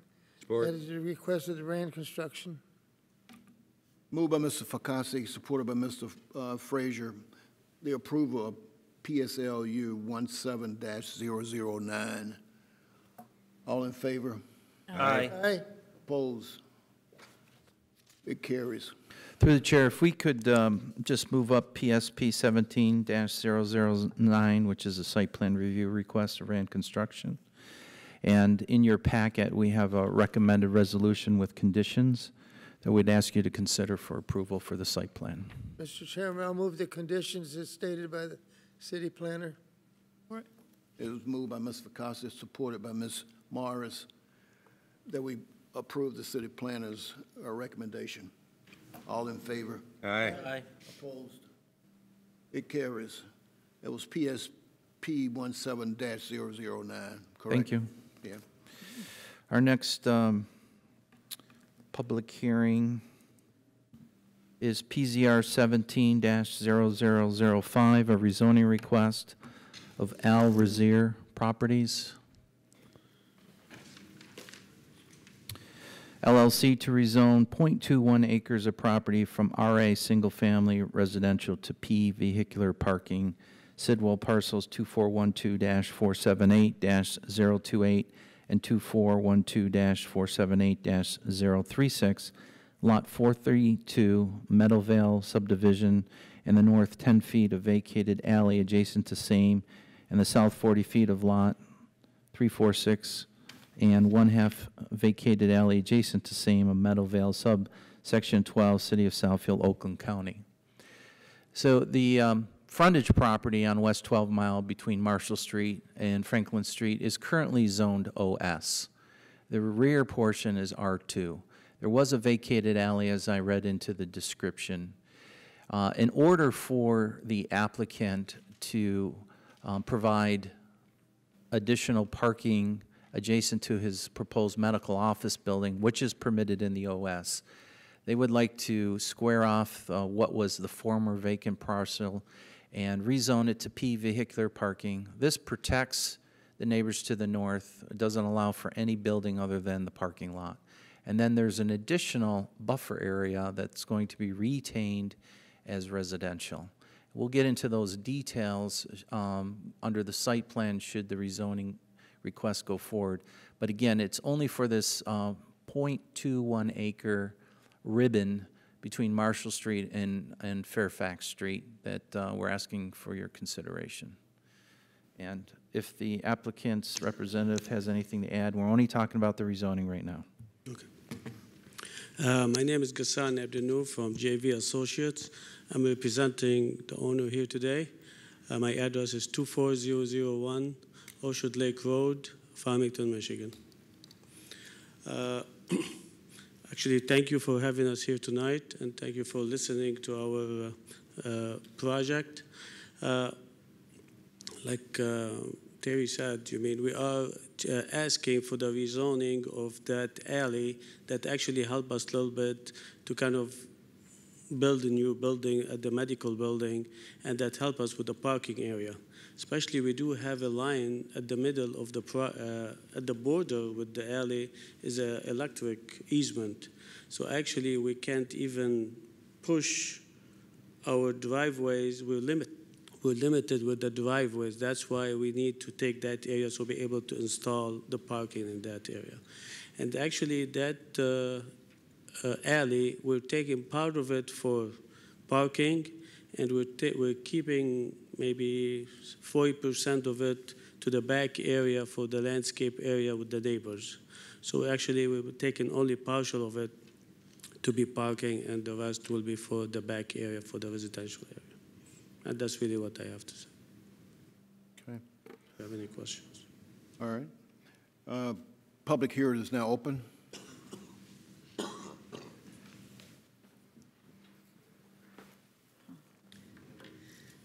Pamela Jarrell, P.O. Box 155, Southfield, Michigan, 48037-0155. My telephone number is 248-346-0439. I don't quite remember all of the ramifications of this project, but do I understand my memory accurately to say that there's going to be a fence with landscaping to provide the buffer?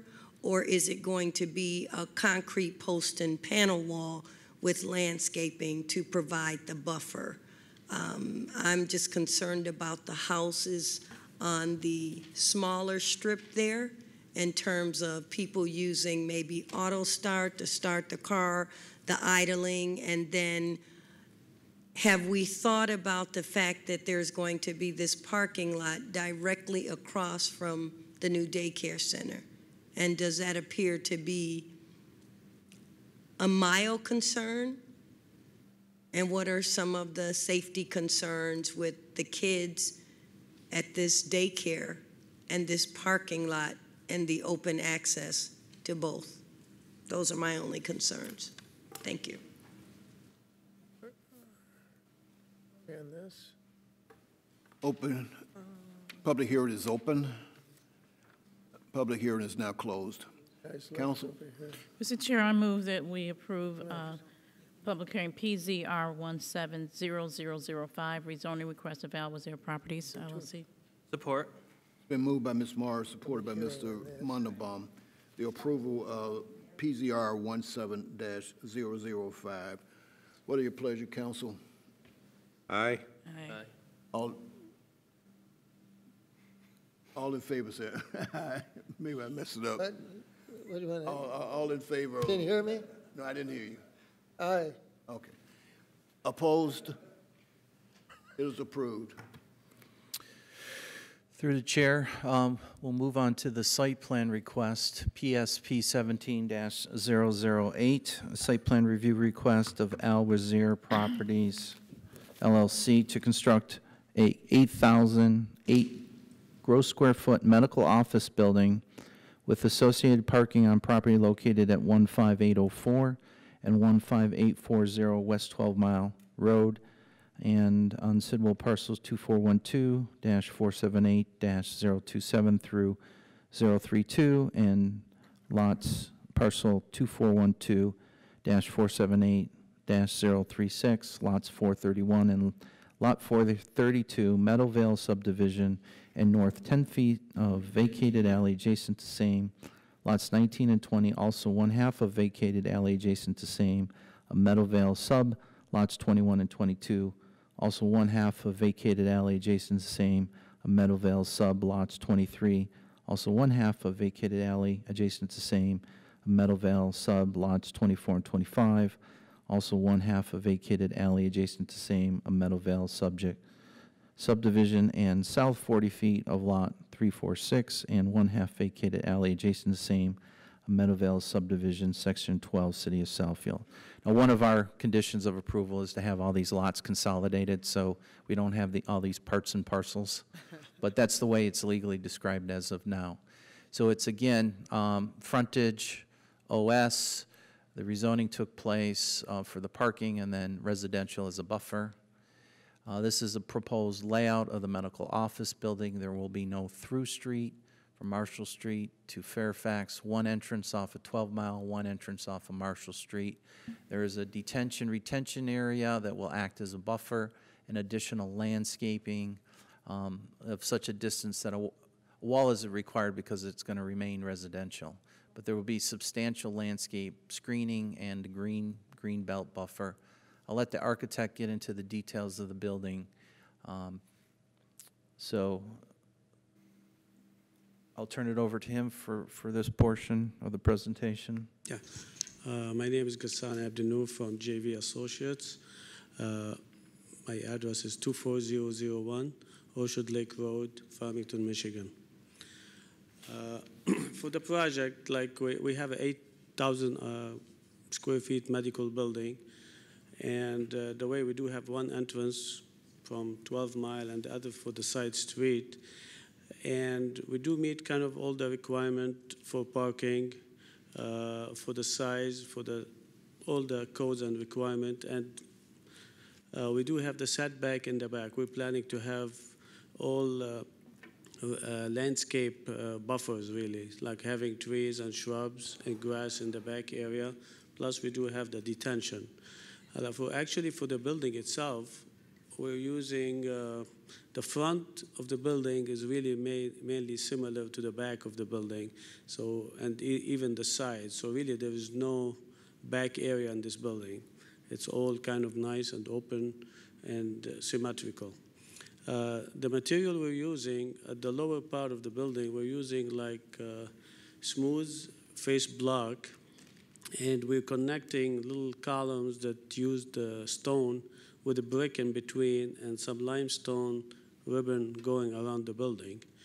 And the roof, or the main roof, is shingle, but over the entrances, we're using the metal roof. And just to give it a little character, plus we're adding these two areas on the roof to cover the mechanical units on the top. We have circulation and sidewalks around the whole front. We have doors in the front and doors in the back. Mainly the back doors to the parking lot will be the one used most of the time, but we do have doors to the front for egress, or if something is needed that will be connecting to the sidewalk. Anything else? Maybe I would love to answer any questions for that. And I do have a recommended resolution in your packet that details all of the specific site plan issues for your consideration.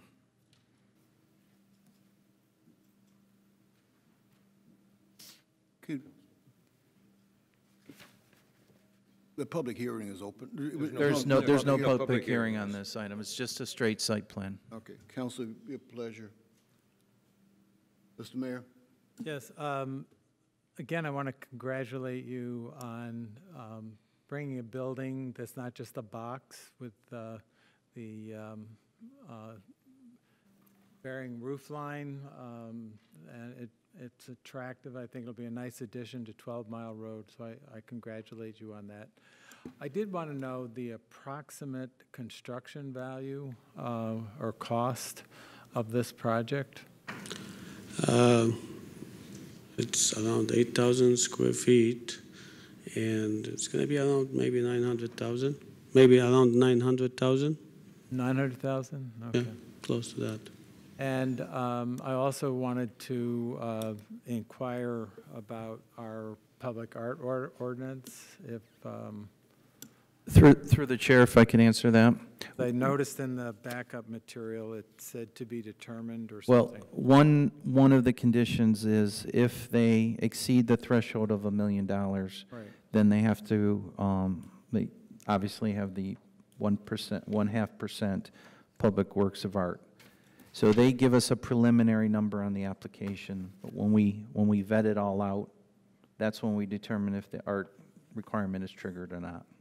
Thank you. And right now, they're just under the threshold, but with all the land development costs, they might be just over. Add a few more touches. No problem. No, you've done a beautiful job. Thank you, thank you. I think Glad the to see owner it. is willing to work with the city, and we'll see what we can do. And I'm sure that because Beaumont is looking for more space for doctors, they're coming west from the campus, and you're a little more than a mile away. Hopefully, yeah, makes the owner happy. Thank you. Thank you, sir. Mr. Frazier. Yeah, the rendering is a very handsome-looking building, so it'll do justice to that section of the community. I have a couple of questions. One is the vacated alley, were the lot lines already established on where the property, on whose property the half of the alley fell? Well, the reason that the legal description is so lengthy is that when it was vacated, the standard practice is 50% goes to the adjacent properties on either side, but those were never consolidated into a new lot description. Also, one of the challenges that because it was an alley, there was a utility corridor, so there are existing large telephone poles and wires that go down there.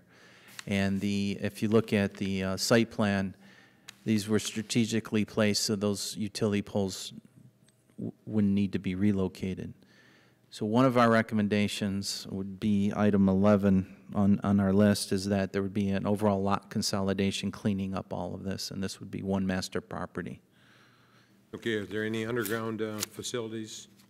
Well, again, when my understanding as standard practice is when the city vacates the property, they retain an easement for any utilities that go through there, and that would run with the land.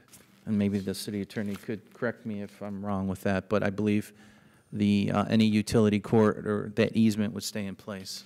Okay, the easement stays in place, but is there any other construction in this project that's going to interfere with any construction work that needs to be done in the easement? Well, I'll defer to the architect, but I can tell you that it's only the parking lot that's going to be over the easement area. There's not going to be any building footings or foundations. So there's a possibility that the parking lot may be disrupted if there is some underground utility there. Right, and that's not unusual for other parking lots over utility easements that we have throughout the city. Okay, and my last question is, this project takes in a section of the abandoned alley. Does that leave any of the alley landlocked? No, the alleys on both sides, the north and south, it's all under one ownership right now. Okay. So in this case, when the lot consolidation takes place, it'll clean up those two hanging pieces. They own both sides. They own. Oh, okay. If I go back, you could see where the proposed rezoning was. They own parcels on both the north and south side. So when this whole parcel gets consolidated, that will fold in the vacated alley pieces, which haven't previously been done. Okay. Ms. Taylor? Yes, thank you. This is a beautiful project. The building is nice. I live about a mile away from this, so it will be a huge improvement.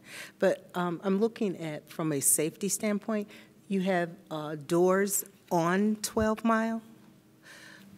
And from the rendering here, it appears that the sidewalk runs to 12 Mile Road. I know that the main entrance is going to be from the parking lot, but sometimes 12 Mile gets pretty busy. Do you think that people might be trying to stop there to let people off? Would you consider making the doors on 12 Mile just be exit doors? They are exit doors. Oh, just exit doors? They are just okay. exit doors. Okay, that's what I did. Actually, the entrance is only from the parking lot. Right. Okay. But through the chair, our requirement is those exit doors have to be on an accessible route. No problem with exit. So there's not a direct tie-in, but this band of sidewalk that if there is an emergency, people can get out and over. No problem with exit. I just didn't want people stopping on 12 Mile to let someone out. Sure. That was my concern. Yeah, the reason why it's a medical building, so at the back entrance, you see the lobby and everything around will be examined, so really nobody can go from there. Absolutely, but since you have that exit, that makes it clear. Yes, yes. I agree. Thank you. Thank you. Okay. Council? Mr. President, I move that we approve PSP 170008 with the recommendations, including the recommendations of the Planning Department. Support. Moved by Mr. Frazier, supported by Ms. Taylor, that we approve PSP 17-008 with the recommendations from the Planning Department. All in favor? Aye. Opposed? So moved. And just for clarification of the record, that includes the lot combination that I previously stated. I just want to make sure that was. Okay.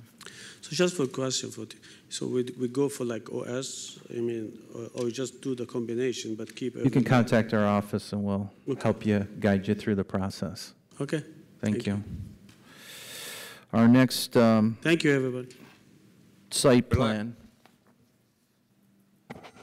is PSP 17-0007, site plan review request of Gandhi Haydinger Group on behalf of the owner, Oakland Commons Acquisition LLC, for the construction of an 8,181 gross square foot Noah's event venue with associated parking on undeveloped portion of property located at 20700 Civic Center Drive, Sidwell parcel 2422-201-017, section 22, City of Southfield. The undeveloped portion is indicated here in blue. This is Oakland Commons, which also contains the Engineering Society of Detroit. This is Oakland Town Center, 2 tower buildings with their 3 to 4 story parking structure.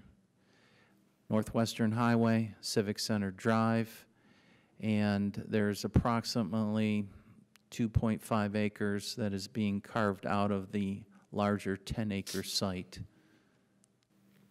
The site is currently vacant. The property is being tucked up adjacent to the existing riparian corridor here. It has access to the connector road, which connects to Central Park Boulevard. There's a existing easement that allows them to have frontage on the service drive. The event venue is tucked in adjacent to this wooded wetland area. There'll be a secondary pedestrian connection with a bridge for overflow parking, and then a main 8-foot wide asphalt pathway that will connect all the way down to the new bike path that the city and the city center recently installed, and adjacent to those that were out there where the proposed Red Pole Park ARP installation is going to be located. I'll let the representatives talk about the details of the interior, how that's broken down, and several renderings that have been proposed, and that additional alternative renderings that came out of the site plan committee discussion. So with that, I'll turn it back over to you guys. You can go through detailed presentation about your business plan, your history, and so forth. William Bowser, 7970 Glenwild Drive, Park City, Utah. And I'm the founder and president of NOAA Corporation. This would be our 41st facility across the country. We're in about 26 states. We do, this year we'll do approximately 3,500 weddings across the country and over 10,000 business events in our facilities. We chose This location, which would be our second location in Michigan, we have an operating facility now that was 2 years old this September up in Auburn Hills. We've had our eye on Southfield for 4 or 5 years now, looking for the right situation. As I go across the country, I personally handpick all of our locations. I kind of fell in love with that little area back there with the wetlands and the trees. Having 3 daughters, I always, first thing I do is stand on a piece of property and say, okay, when my girls give the thumbs up to this atmosphere. And certainly it meets all the criteria, particularly with the heavy landscaping. The bridge back there will be a great photo opportunity for the brides. And what we really like is the walkability to the nearby corporate. We have over 20 other locations in similar settings as this, and it's great when you have corporate users that can walk to your facility. We kind of, the total vision here for us, and what's intriguing to me is the potential of high-rise in front of us. We love locations where we're kind of tucked in, kind of cozy, if you will, and the urban backdrop is a great photo op. I know when I was building my first buildings, and I told everyone I was going to put them in corporate parks, the initial reaction was, nobody's going to see you. Nobody's going to know you're there. But the nature of our business is we're really a destination. We're not something you drive by and on a whim have a larger event. We do probably when a facility's new, the first 3 or 4 quarters, we're probably 80% special occasions, weddings, anniversaries, birthday parties, those types of events. Do a lot of sports banquets, that type of thing for schools and whatnot during the week. But then as a building matures, probably about 3 years in, our revenue is about 50-50 between corporate and family type events. So like I say, we really like this setting and this opportunity, and love the urban backdrop. My name is Chris Winkle. I'm with Noah's Event Venue, 47 Greenfield Drive, Milford Center, Ohio. He did the business. The site plan stuff is like he said. Just thought we'd bring up a couple points real quick in that, we do have our plan was for the open. We tucked ourselves back in this corner back here so we could be away from the freeway and everything along that line, and left this area open for another development and everything that for the developer. And we do have that sidewalk and everything coming back through here. It was brought up I just wanted to touch at the site plan meeting. That was one of the concerns. So we wanted to say that, if we don't tuck this back in here for that area there, then all this area would be, it's not big enough for a building or anything like that. Our building's 8,000 square feet, so that's about it. If it was going to be a high rise or something like that, obviously those are 40,000 square feet buildings. So, and we had, even with staff, had actually looked when we were looking at this whole entire parcel about putting it up front, putting it on the main drag. And like Bill said, our area of preference is to be tucked back and away, hidden back in there, to take advantage of the nature and all that kind of stuff in there. So that is why we chose to go back there and let the other developments take the front out in front. And that's the other reason why, you guys have the jogging path in the Red Pole Park and all that kind of stuff. So our sidewalk will take us right out to there if they want to go out for pictures and give more exposure to Southfield on that part with pictures and stuff like that. The other was that our building, looked like a gas station, I guess was the comment, but I wasn't there. But it is our look more or less. Our look more or less is we like to have the traditional look. That's our standard building in that. So we wanted to be back, and we listened, and we did that for Planning Commission and made adjustments and provided some pictures. I have some if you want to see what the inside of the facility looks like and that kind of stuff. So we came up with kicked it back to our architects and said, hey, come up with a couple alternatives. So here's one that gave us a little bit more of that modern contemporary look with some grays and some wood tones and that kind of stuff on it, still keeping our the stone in the front with instead of going with the sand colored stone, we're going with more of a gray, maybe a wood grain panel and stuff like that on our screen wall and on the side with the steel panel or something along that line along there. So that was one of the renditions that we came up with to try to say, hey, if you guys would like something a little bit different, we could go with that. That's about all. And this other one is just another option that we could come up with too, and the same thing, but just switching to more of a stone and tile look on the side.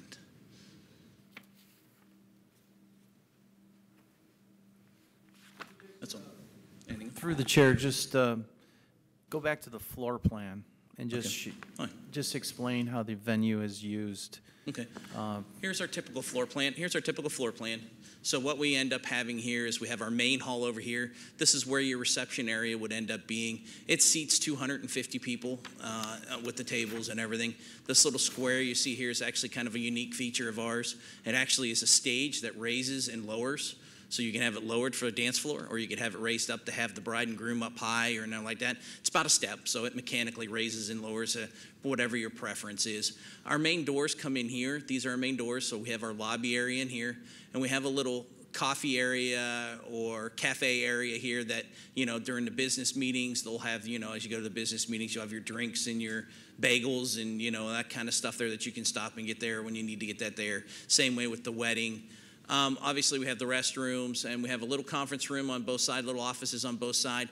And this is our secondary, our small conference rooms. This wall here actually is removable, so you can actually have the whole facility open, or it can be actually divided in two. A lot of times what they'll end up doing is we'll have, and these actual right here, these windows here, those actually open up to the outside, so that all completely goes outside. And out here, which you can't see on this one, and I'll show you in a second here, is the patios that we have outside. So what the bride can do is she can have an outside wedding and still have people on the inside. So they can be standing outside and have the wedding ceremony happen, and then everybody else gets to stay in the covered area and still be able to see them. So kind of a unique feature. And then this wall actually divides when they actually do have a wedding. I have a bride's room and groom's room over here, which has pool tables in it and all that kind of stuff that they can put in there in order for them to entertain themselves while they're waiting, and all that kind of stuff. So see here. So now you can see here's the patios that are off to the side that they end up getting to use. And those patios are for the use of the facility only. They are not rented out to anybody else on the individual. There's no music out there. There's no noise out there. It's just for them to use as a place to kind of hang out a little bit while they're getting prepared. And we also have this little patio area here and this entrance.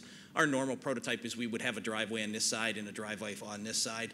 But on this one, so we end up giving them a little hangout area here, a little area here, and then it also connects us up to that sidewalk there. And we also give here, you'll see a little drop-off area, so that way you can drop off your guests there and then go park. If I remember correctly, didn't you state that 90% of all weddings are 200 guests and less? Yeah. And that your venue is sized appropriate for where the majority of events are? Not to get too wedding wonky on you, but 93.7% of all weddings in the United States are less than 200 attendees. So that's pretty much our wheelhouse. And to add to Chris's point, to go back to the floor plan maybe for a moment, what you'd normally see is, as Chris mentioned, but I wanted to give you a real good visual on it as we've modified the prototype across the country. Every bride, for very unpractical reasons, loves outdoor weddings, but there's only so many perfect days for outside weddings. So the whole idea is when you see that finished, that's all marble flooring, it's got a domed ceiling in it, and when those doors open on the ends, it feels like you're outside, but yet everything's under cover.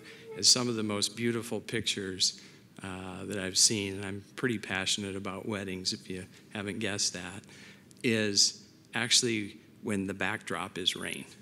So if the photographer catches it right, you've never seen better wedding photos than a bride standing just in front of a good downpour. But anyway, that's kind of how that has evolved. So.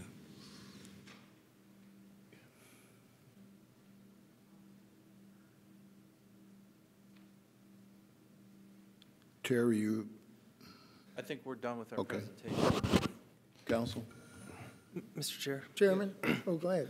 I like the plan. I like the fact also that in our packet we always get the letter that the planning department sends with revisions or recommendations. I like the fact that you actually had a letter back to them with, oh, here's the comment you made, here's how we're gonna fix the plan, rather than having us try to figure out where you made those changes. So I thought that was nice, so thank you. My question is that the bridge that goes along from to that extra parking lot that you're making, Yes. is that going to be ADA accessible, or does it need to be? You know, if someone's parking over there and they have a stroller or a wheelchair, will they be able to get over that bridge along the path? Yes. Yeah. Okay. Absolutely. Yeah. We haven't gotten approved design yet, but it's going to be a neat little bridge. It's going to be because we want to use it as a photo opportunity back in there. So And not just- only be functional, it'll Yeah, be they're carving off from the parent parcel which owns those office buildings. So it's mutually agreeable cross-access easement for overflow parking and for conferences to be able to access the event venue by foot. Okay. The other question that I had is, I noticed there's not going to be in a kitchen. It's, people bring their own, caterer brings in their food. Yeah. It didn't look like on the plan there was an appropriate setup area that's big enough, unless I missed it. Well, the event staging area, which is off of that's actually a storage room there, Terry, down below. Yeah. So there's two parts to that, and once again, this is the function of literally tens of thousands of weddings here. What we found people are passionate about in the weddings, and it's always been part of my business plan, is that food and family traditions and cultural traditions and all of those things are very important. And so what we do is we allow all outside catering in. So if you have a local restaurant that's a favorite and you want them to cater your event, they're welcome. So there's no food being prepared on the property, only staged. And so the idea of that little storage room, that's actually a large door between there, is for expansion when you're doing a plated dinner. So if you're doing a buffet, the event staging area is plenty. But when you're plating a dinner, then you need the extra room, and that's what that's for. So we partner up. We'll come into Southfield just like we have all the other communities, across the country, and we'll introduce ourselves to all the local caterers, restaurants, florists, and we basically just dovetail with the local community. So would it be safe to assume that in that prep area, that'll be a higher grade, like fire suppression system, because you may have hot boxes and other types of catering utensils that may need, that are not your normal catering standard? Yeah, it's all per code. I can tell you I've been developing, I did my first development when I was 22 years old, so I've been at this 33 years now. And every local code is a little bit different. So as we interface with your building officials, yes, all of that will be addressed. And just it's a beautiful event staging area. It's marble floors. It looks like an old classic kitchen, marble up the walls, and it's really neat. So when the caterers come in, even that part of the experience is very nice. Thank you. Yeah, we'll be fully sprinklered, so we are fully sprinkled. Council? Yeah. Mr. Chairman, I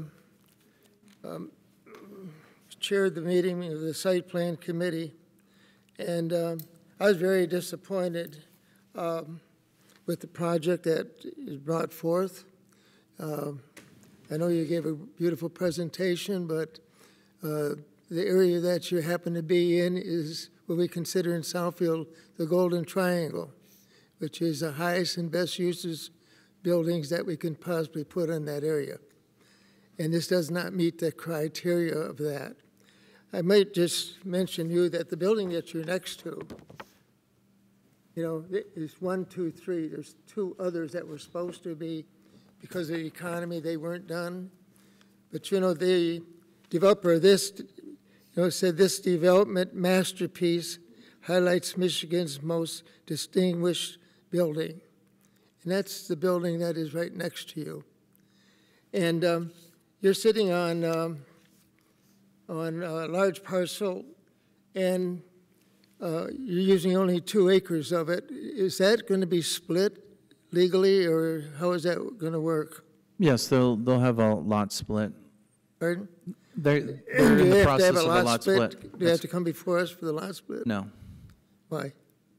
It goes through the assessor's office. What? Goes through the assessing office. Okay.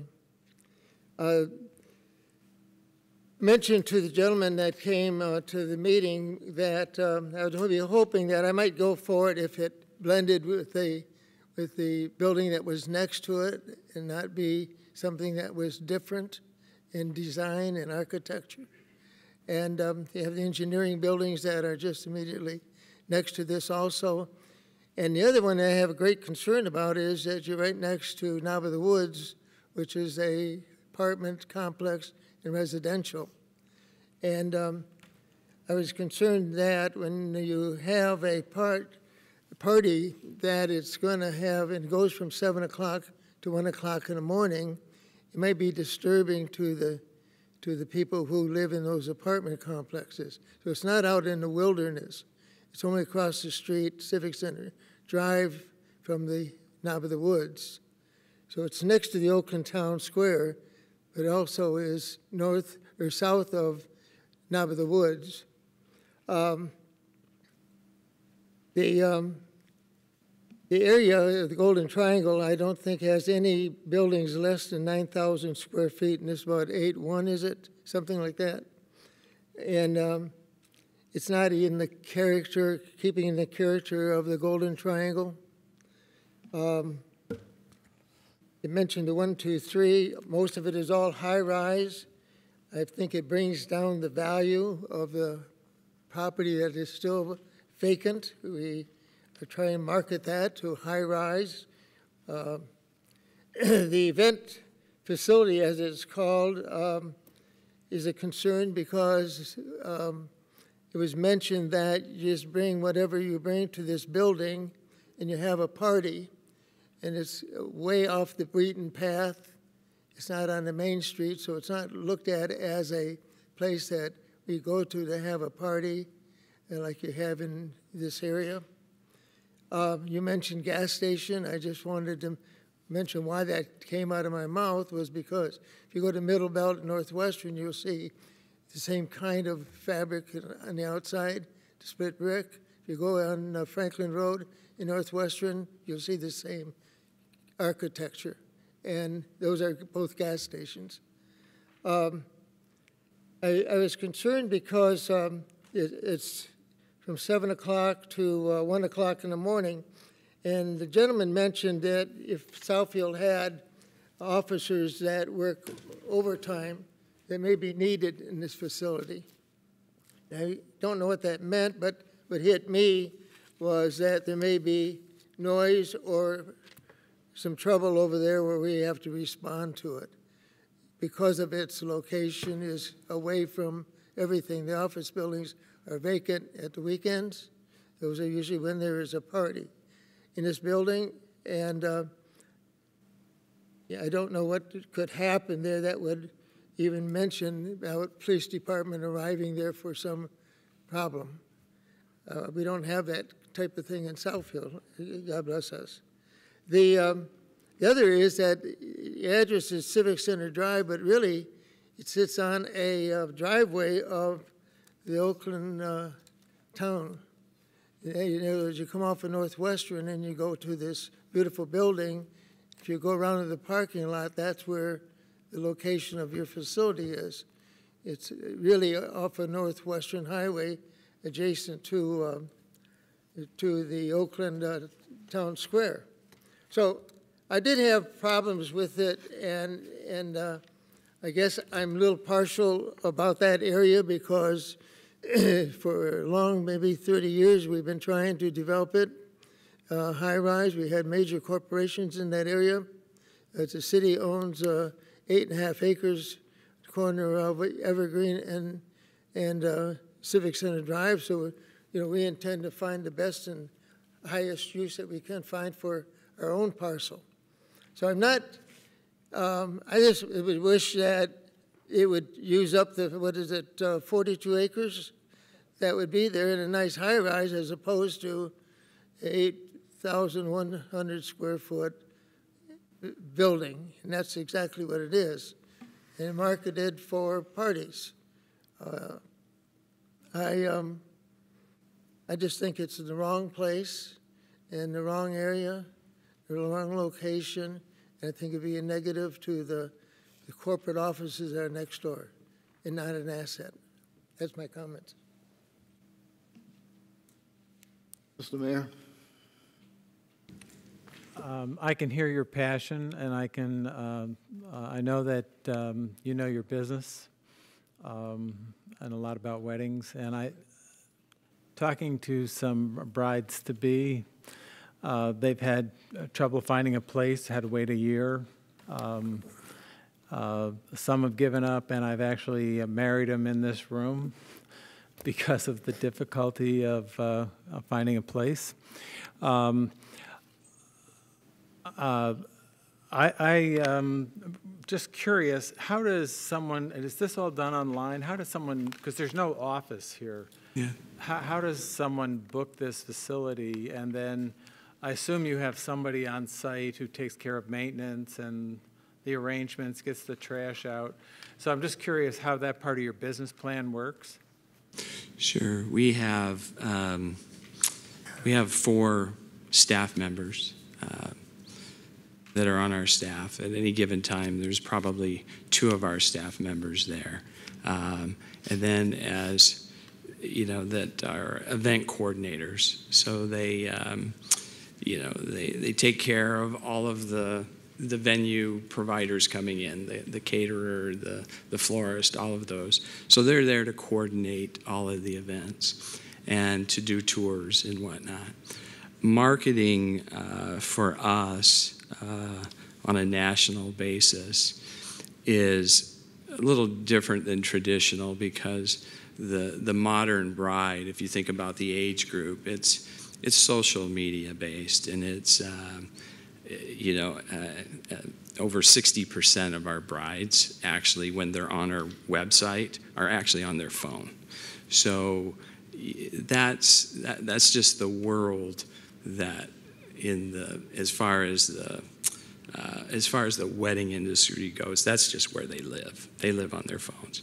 So our marketing campaign is about 95% digital. Yeah. If I could ask a follow-up question, I thought you stated, or maybe Brandon did, that you have somebody there from 9 to 6 throughout the week, and then as needed on weekends and That's after correct. hours. That's correct. So there are staff there during the day. Yeah. Yeah, you can walk in and they'd be prepared to give you a tour and tell you, all about the facility. Now, there's another market niche that we go after. It was interesting hearing some of the comments of, what's happening in the city here as far as the medical goes, because that's kind of our wheelhouse, is medical, engineering, technical, because of our AV systems. Our AV systems are just world class, and so when you're doing presentations in terms of the projection systems, the audio systems, all of that are just spectacular.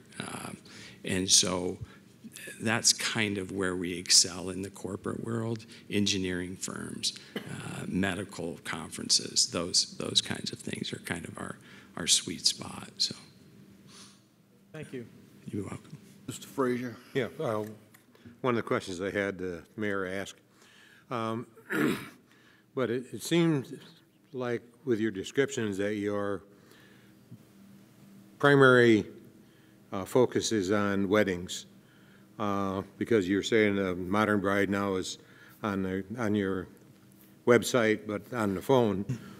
But I can't imagine just a few, and I won't mention any names, CEOs that are on their cell phone looking for a venue.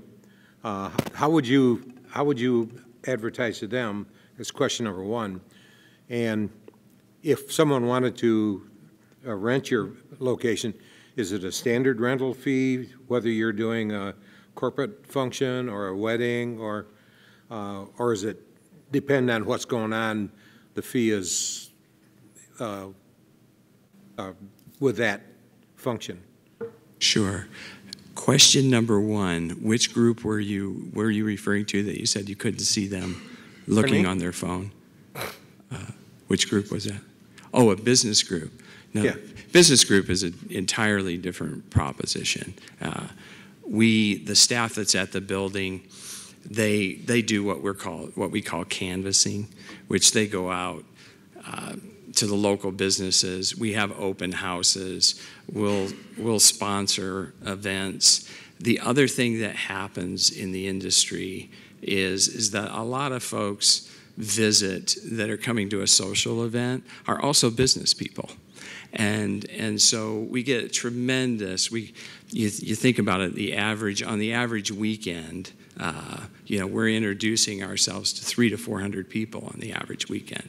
And so that's why I mentioned early on that the business part of it is a bit more organic. It takes a few more years to develop the business because they're very difficult, to your point, to go straight at on a mobile device. It doesn't work that way. And so we use canvassing, and like I say, we get involved with quite a few charity functions around the communities. We sponsor, we do a lot with Make-A-Wish. We take our old linens. If you go to our website, you can watch the video. We take our old linens that we can't use anymore, and we actually have seamstresses around the country that make them into princess dresses, and they make beautiful princess dresses and capes, and then we give them to children's hospitals and Make-A-Wish. And so we're involved in a lot of stuff like that too, that typically tends to cut a pretty good swath as well through the business community. So we do a lot in terms of exposure that way, but we use our facility more for that kind of exposure as opposed to the digital marketing avenues. Okay, and the last question I have is it non-smoking? Non-smoking. Pardon me? It is non-smoking? Non-smoking, yes. Okay. Yes. Because I know as a non-smoker, if I went into a place that, the party before then had been smoking, either like you say, your air conditioning system is super to get rid of that odor. Yeah, no, all of our facilities. I don't have anything against smokers. I just don't want my building to smell like an ashtray. So, Thank you. Ms. Taylor? Oh, yes. Just quickly, I was trying to find in here, what are your hours again that you'll be open? 7 a.m. to midnight, and we do allow people to extend to 1 a.m. on Saturday evenings, Friday and Saturday evenings. So that, but our typical hours are 7 to midnight. Yeah. Will there be liquor? Will you have Yes. approval to have liquor on the premises? Yes. Yes. And so you won't be providing that since you don't have a bar or whatever, so are you saying that people can bring that in based on their party? Your local liquor laws here, we will start by using local bartenders, and so we use an outside vendor just like a caterer for bartending. So that's how we would operate here. Same way up in Auburn Hills. Okay. And what Councilman Fracassi was referring to was if you have more than 50 people at an event and you're serving alcohol, we require a security guard for that. Okay. Thank you very much. I have a couple questions. What is the, on an annual basis, your usage rate, out of the 52 weeks of the year and also out of the 365 days, what is your usage rate, or whatever you call it? We, across the enterprise, we average 42 Saturday across the enterprise and about 25 Fridays. So about half the Fridays and about 90% of the Saturdays. And then through the week, frankly, in the first year or so, most days, you're going to be able to shoot a cannon through the building. I mean, it's pretty quiet. But as mentioned, that organic growth, as people discover us, one of the challenges, that we've had from day one is, people are habitual. So people are what? Habitual in their, in their business and corporate events. And so it takes a while for us to endear ourselves, but we have over a 91% retention on business. In other words, once we get a local company, and particularly you have such a density here that... What's the typical maturity for your location when it's kind of... 2 to 3 years. 2 to 3 years. 2 to 3 years before we reach parity on corporate versus social functions, special occasions. Okay. Terry? Well, I just want to remind the council that this is a straight site plan.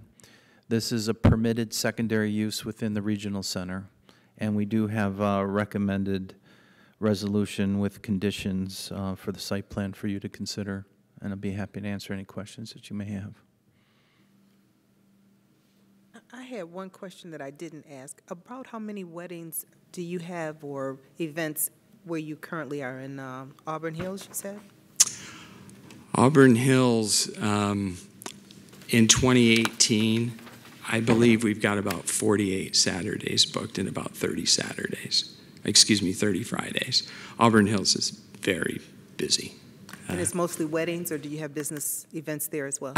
It's a pretty big mix with the college right across the street. We're in that corporate park there as well.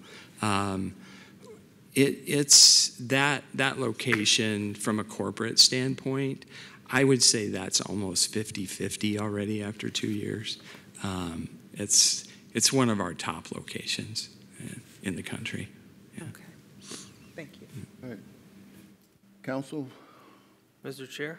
Yes. I'd like to move approval of PSP 17-0007. Support. With the conditions of the Planning Commission? Yes. It's been moved by Mr. Mandelbaum, second by Mr. Frazier, with conditions the approval of PSP 17-007. We have a roll call. Ms. Clerk? No, and I'd like to put my comments into the records, please, why I voted no. Thank you. Frazier? Yes. Morris? Yes. Taylor? Yes. Mandelbaum? Yes. Brightwell? Yes. It's been moved, it's been approved.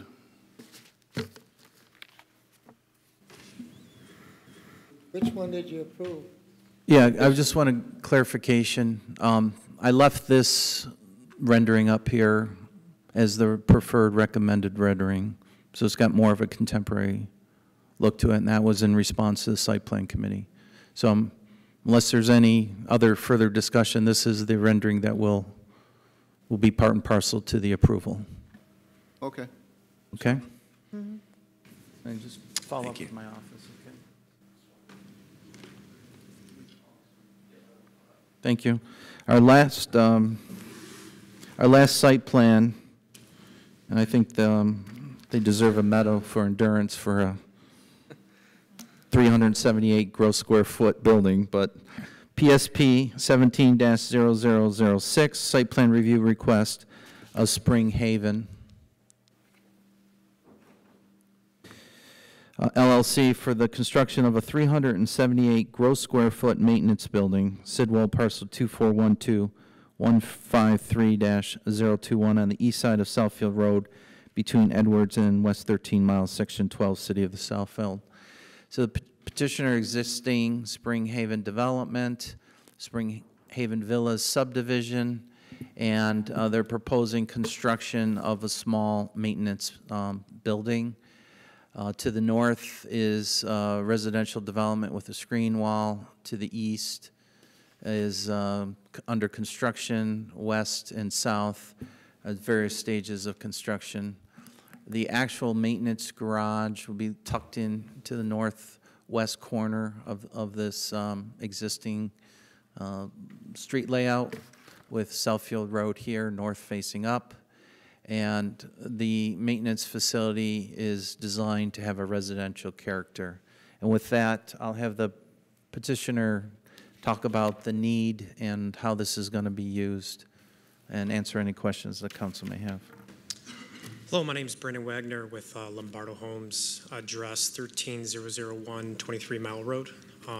Yes, we're proposing the construction of a 378 square foot maintenance garage. Right now, currently, we are operating out of the garage of our leasing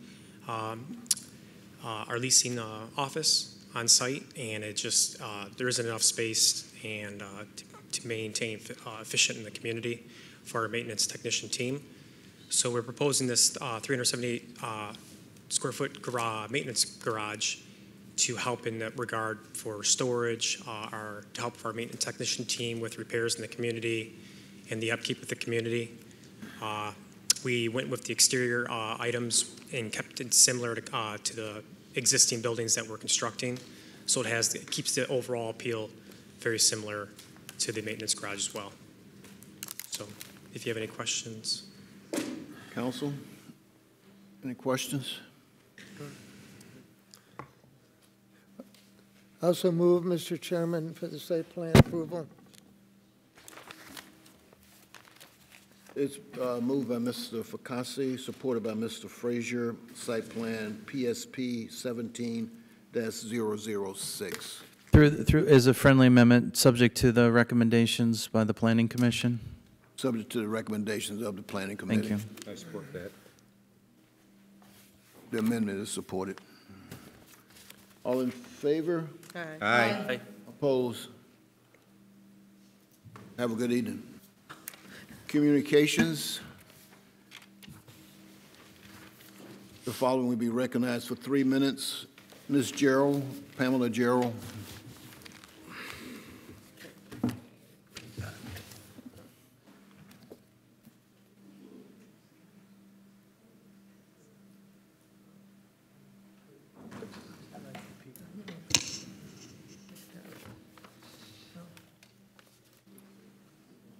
Waiting for the chatter to stop. You better start. Go ahead and start. Well, I can't start with all this They can background do what they noise. want. You don't want to try to make a presentation. But I want to try to make a presentation with people paying attention. Start the clock, please.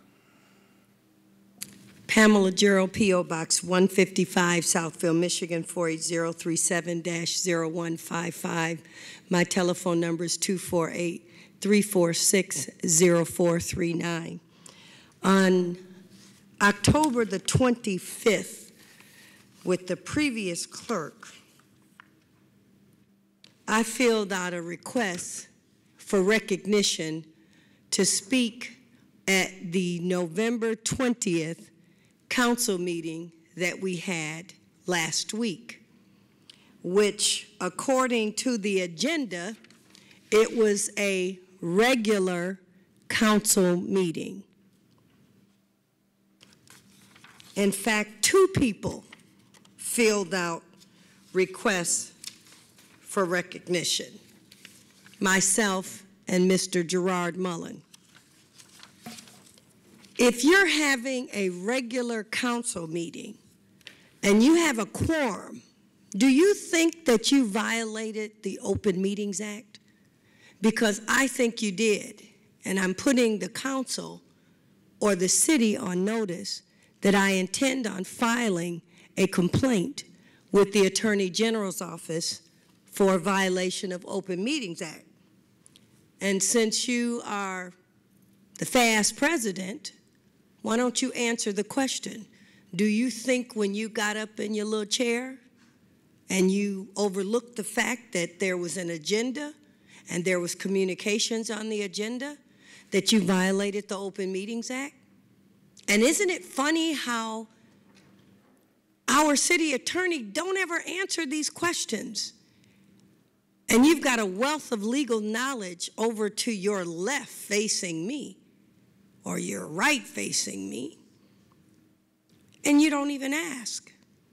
So are you eager to look like corporate Mr. President sitting in that chair? Or are you concerned about the parliamentarian process and what's proper in these chambers when you have a quorum? And through the chair, I'd like to get a point of legal opinion, or I'd like to get the city attorney to answer that, or our newly elected city clerk. Was it a violation of the Open Meetings Act? And I'm just going to encourage you again to slow down. Don't get full of yourself. 2 years is not a long time. And remember, Southfield Citizens Oversight Committee will be watching you. I'll be watching you. The same person that helped you campaign. Next person, Mr. Mullen.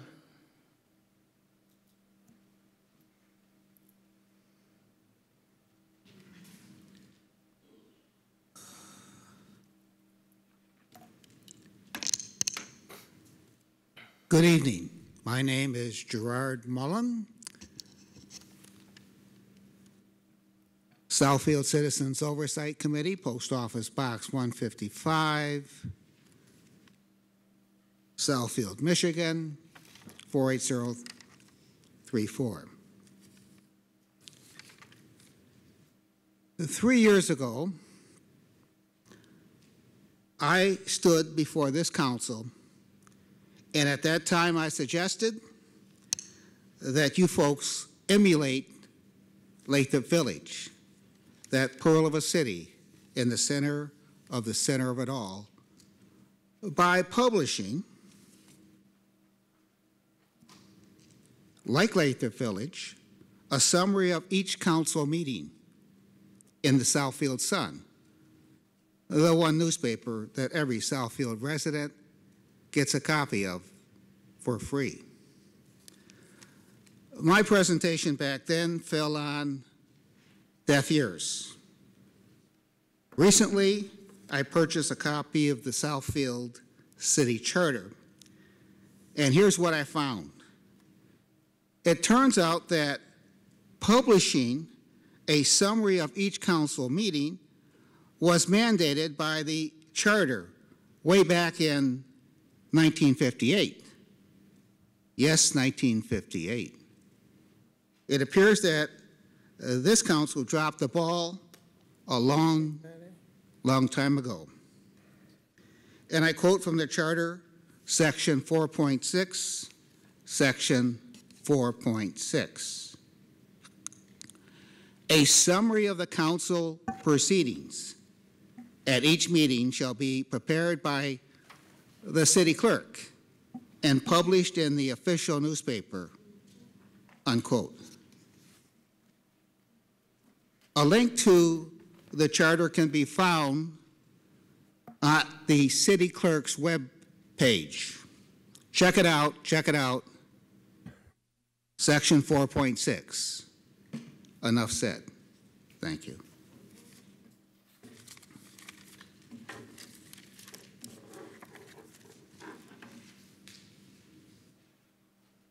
Mr. Bunker? Kenneth Taylor? Sharon Rose? Gilbert Borman?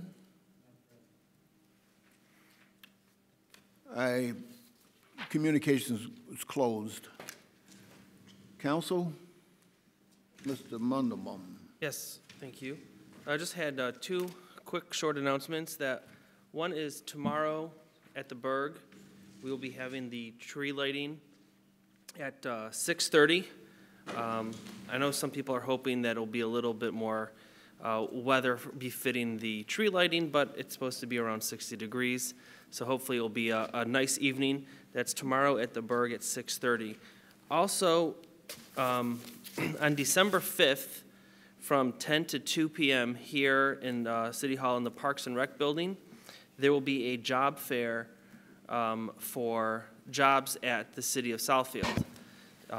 There's a number of jobs for police officers, police cadets, firefighter, paramedics, as well as building inspectors and some part-time non-career jobs like driving a Zamboni if you have experience doing that. So that's December 5th between 10 to 2 here in the Parks and Rec building. Thank you and have a good evening. For the council, Mr. Mayor. I'll be brief due to the lateness of the hour. Just to comment that we've had 120 residents ask for assistance with the big rake, and we'll be back at it this Saturday for the last rake. For anybody that's still listening, leaf pickup has been extended to December 8th. That's Friday, December 8th, if that's your regular trash day.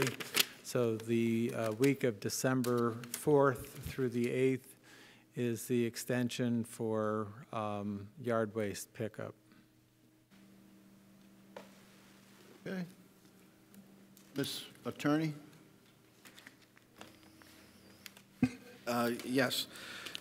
Mr. Chairman, through the course of meetings, my 9 years here as city administrator, you decide when you're going to make a comment or not. Wanted to just kind of touch on the Brownfield plan. One of our members in the audience made a statement that there's a lot behind each story, and there is a backstory on every one of these foreclosures. I want to be clear to the viewing and listening audience, the city of Southfield did not foreclose on anyone. These homes were foreclosed on by Oakland County, all for the failure of paying taxes.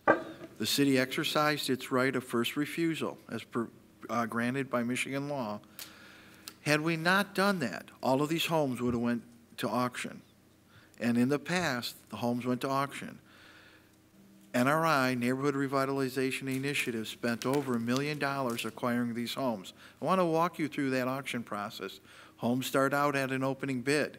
A lot of times they don't cover the taxes that are owed on these properties. You had over $1 million owed in taxes. The county takes their interest first at 18%. They take their money first. Then the taxing jurisdictions are paid. So what we did was we made the city whole on these properties that in the past we took a loss on. In addition, we know from the other portfolios going back to 2015, 14, 13, when we examined them, they were bought by speculators looking to turn these homes into rentals. We know that virtually the majority of them failed to get the required permits to get these homes up to code. In one case, we had a home rented, owned by a family in West Bloomfield. The house had raw sewage. They were pumping sewage into the backyard. We've got case after case of what happened. So I want people to remember why we undertook this activity. The other part is the brownfield levels the playing field. I'm going to just run some numbers, and I'm going to get you some more numbers. We have an individual accounting on every property. The 2016 portfolio of 45 homes, 13 were closed. That was in the PowerPoint. 9 have purchase offers pending right now. 10 homes went to Habitat for Humanity. 5 of those have already closed. 2 were completely demoed. No one wants to hear their house being referred to as blighted. That is a legal definition under Michigan law. If the property has been foreclosed on, it is eligible as Southfield as a core community to be considered blighted. The first thing done in every home is we check for lead, asbestos, and mold. I know we've had one home that had in excess of $30,000 worth of mold remediation, and I'll compile more information. Been here 9 years. I've seen more work done by the Neighborhood Services Committee in the last 2 years than I have in my first 7 years here. Councilwoman Morris as chairperson working with the mayor, now Councilwoman Taylor and Councilman Mandelbaum have put together a very aggressive agenda in dealing with and stabilizing our neighborhoods. And you can see the values per square foot have come back. Our property values are coming back. We still have a lot of work to do. NRI was part of that solution. So again, City of Southfield foreclosed on no one. We took no one's homes. People lost their homes. Oakland County foreclosed. Councilman Morris has been a champion in trying to find some type of amnesty. And to my knowledge, we've been talking about it. It came up a year ago. And we're still hammering through some of the legalities. We've had different attorneys say, don't touch an amnesty program. It's got challenges. We're going to continue to work on that matter. The other part, there was some statements about the city paid me money. The city paid no one. NRI has a program, Cash for Keys. We recognize the hardship that this is on families, that we provided money for families to be able to have a down payment. As much as $2,000 to $3,000 was provided to families as part of walking away from the home they lost. I encourage anyone who feels they've been that there's been a procedural error to get an attorney to get the proper legal advice. I will say this: in the 56 properties in the 2017, there were 3 properties that there were legal procedures and concerns that the county, that those properties are going to have to go back to the county and start, and we're working our way through that. So, I think we started out something good. My other statement is the Southfield nonprofit has done an awful lot of good in this city. I mean, when we started this project, we were at risk for losing McDowell Towers, River Park Place, and Woodridge. The McDowell Towers and River Park Place would have lost their rent subsidies. The way we structured that deal, $38 million investment, and you guaranteed the rent subsidies for the majority of those tenants for another 20 years. And that was a huge accomplishment. It put us in a position of strength of $10 million to invest in our neighborhoods. And right now, NRI has $4.5 million invested in Southfield's neighborhoods from the 2016 portfolio. 2017, we're probably in at about $1.3 million. I'm going to come back with a more detailed financial report where we're at, and you will see the portfolio itself needs the brownfield plan to be successful. I'd also interject that some of these houses have become group homes, which our city is sort of plagued with because houses are cheaper here and they're large. And we get a number of complaints.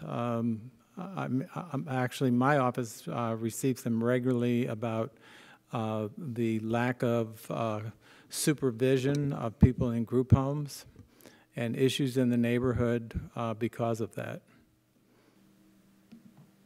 That's all I have this evening. We'll bring that item back on the 4th, and we'll continue to move forward. Okay, thank you.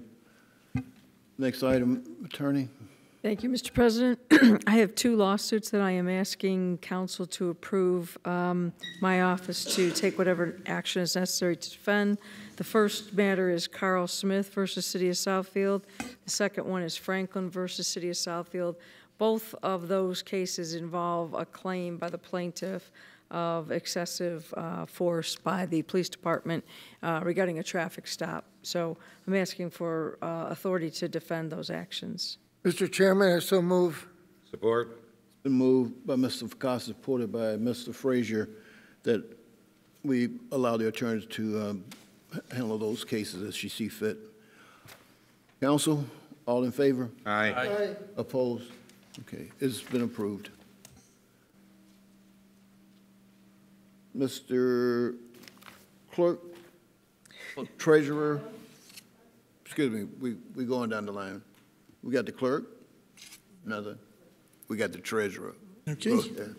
Good evening, fellow elected officials, and welcome, Madam Clerk, to your first meeting. Done a great job. Thank you. Tonight I bring before you an annual update for our depository resolution.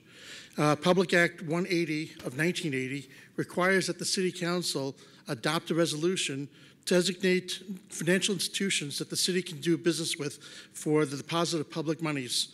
This update right now that we're doing, we're adding 2 banks that have recently arrived in the Michigan area. One is called Crestmark Bank. The second one is Mercantile Bank of Michigan. And then there were also a couple of bank mergers and revisions to their names. So there are 4 revisions that we are requesting changes to. One is going to be Bank of Birmingham has now become Bank of Ann Arbor. Talmer Bank is now Chemical Bank. Private Bank is now CIBC USA. And Wolverine Bank is now Horizon Bank. There are also 5 additions to the list of broker-dealers that came recommended by our consultant, Robinson Capital. They are D.A. Davidson, Hutchinson, Shockey, Early and Company, Loop Capital Markets, Stiefel, Nicholas and Company, SunTrust, Robinson, Humphrey. I hereby request the approval of these names. Thank you. I so move, Mr. Chairman. Support. It's been moved by Mr. Fakasi, support by Mr. Mandelbaum, that we approve. Mr. Frazier, have a question. Yeah, to the treasurer. Yes. What criteria do you use to add a bank to our list? Well, first of all, even if we add a bank, doesn't mean necessarily that we're utilizing them to put the money into it. It just gives us the permission to, if they meet the credit criteria that is in the investment policy, and they meet the interest rates, they provide safety and security and provide the best rates possible, that's when we would invest money with those banks. This just gives us the option that if throughout the course of the year, if it becomes available for us to be able to invest with them, that we have permission to be able to do that. I know years ago they used to use the Shushanov. Correct. What do you use now? Now it's going to be, Robinson Capital has its bank index ratings, and with discussions with the Finance Committee, the census was to have a B- or greater as the credit criteria, and that this way they are investment grade banks, and we are limited with credit unions to the insured limits with those credit unions. So we can invest with credit unions, but it's only if they have regular standard insurance. It would be $250,000. The Michigan First Credit Union has double insurance, which allows us to go up to $500,000. Do they have to have a minimum amount of money that they manage? Yes, I mean, we definitely don't want to be the largest customer of the bank, of course, and we don't want to be a majority of its assets. We want to be held safe and secure, and we don't want to have a risk of a bank potentially going under or anything like that. That's why we look at the credit criteria, we look at the financial stability of the bank, and typically most of these banks, we are a very small component of the entire assets under management. Okay, thank you. All right, it was moved by Mr. Fakasi and seconded by Mr. Mandelbaum that we approve the depository resolution as submitted by the treasurer. Council, your vote? All in favor? Aye. Opposed? It is approved. Thank you very much. For the depository. Also, I just wanted to make a mention for our viewing audience that the tax bills are going to be going out for the winter tax bills on December 1st. So we should be having them in your home on a timely basis. People who have an escrow, if they have a mortgage that pays their taxes, they will receive an information copy. That will come in the second wave of mailings, but they're stamped on it, information copy, and do not pay, so that this way we don't get double payments. So if someone recently purchased a home and they don't have that escrow, they don't have that mortgage, or if they have paid off their mortgage, we recommend that you do bring it in and pay from that copy. But otherwise, it's for your information purposes only. Thank you. Okay. Mr. Chairman, can I ask Irv a question? Sure. Irv, CVS, you had a letter in the packet for CVS transfer liquor. Didn't you have a letter in there that stated that they did not pay 2016 taxes? Everything was paid up to date. It was updated. That No, was. but I said, didn't you have a letter in there? I didn't see it in my copy of the packet. I mean, No, it may have been an older letter, but as of at the time of the application that was approved by the council, it was all paid up. They want to get you on record that they're paid. Yep. No, we'll make sure that typically we actually pulled one liquor license from coming before the council because they were not current on their taxes. So definitely we pre-screen them, and at the council president's meeting we review it as well. So Great, thank you. Okay, there being no other business for the council tonight, I adjourn this meeting.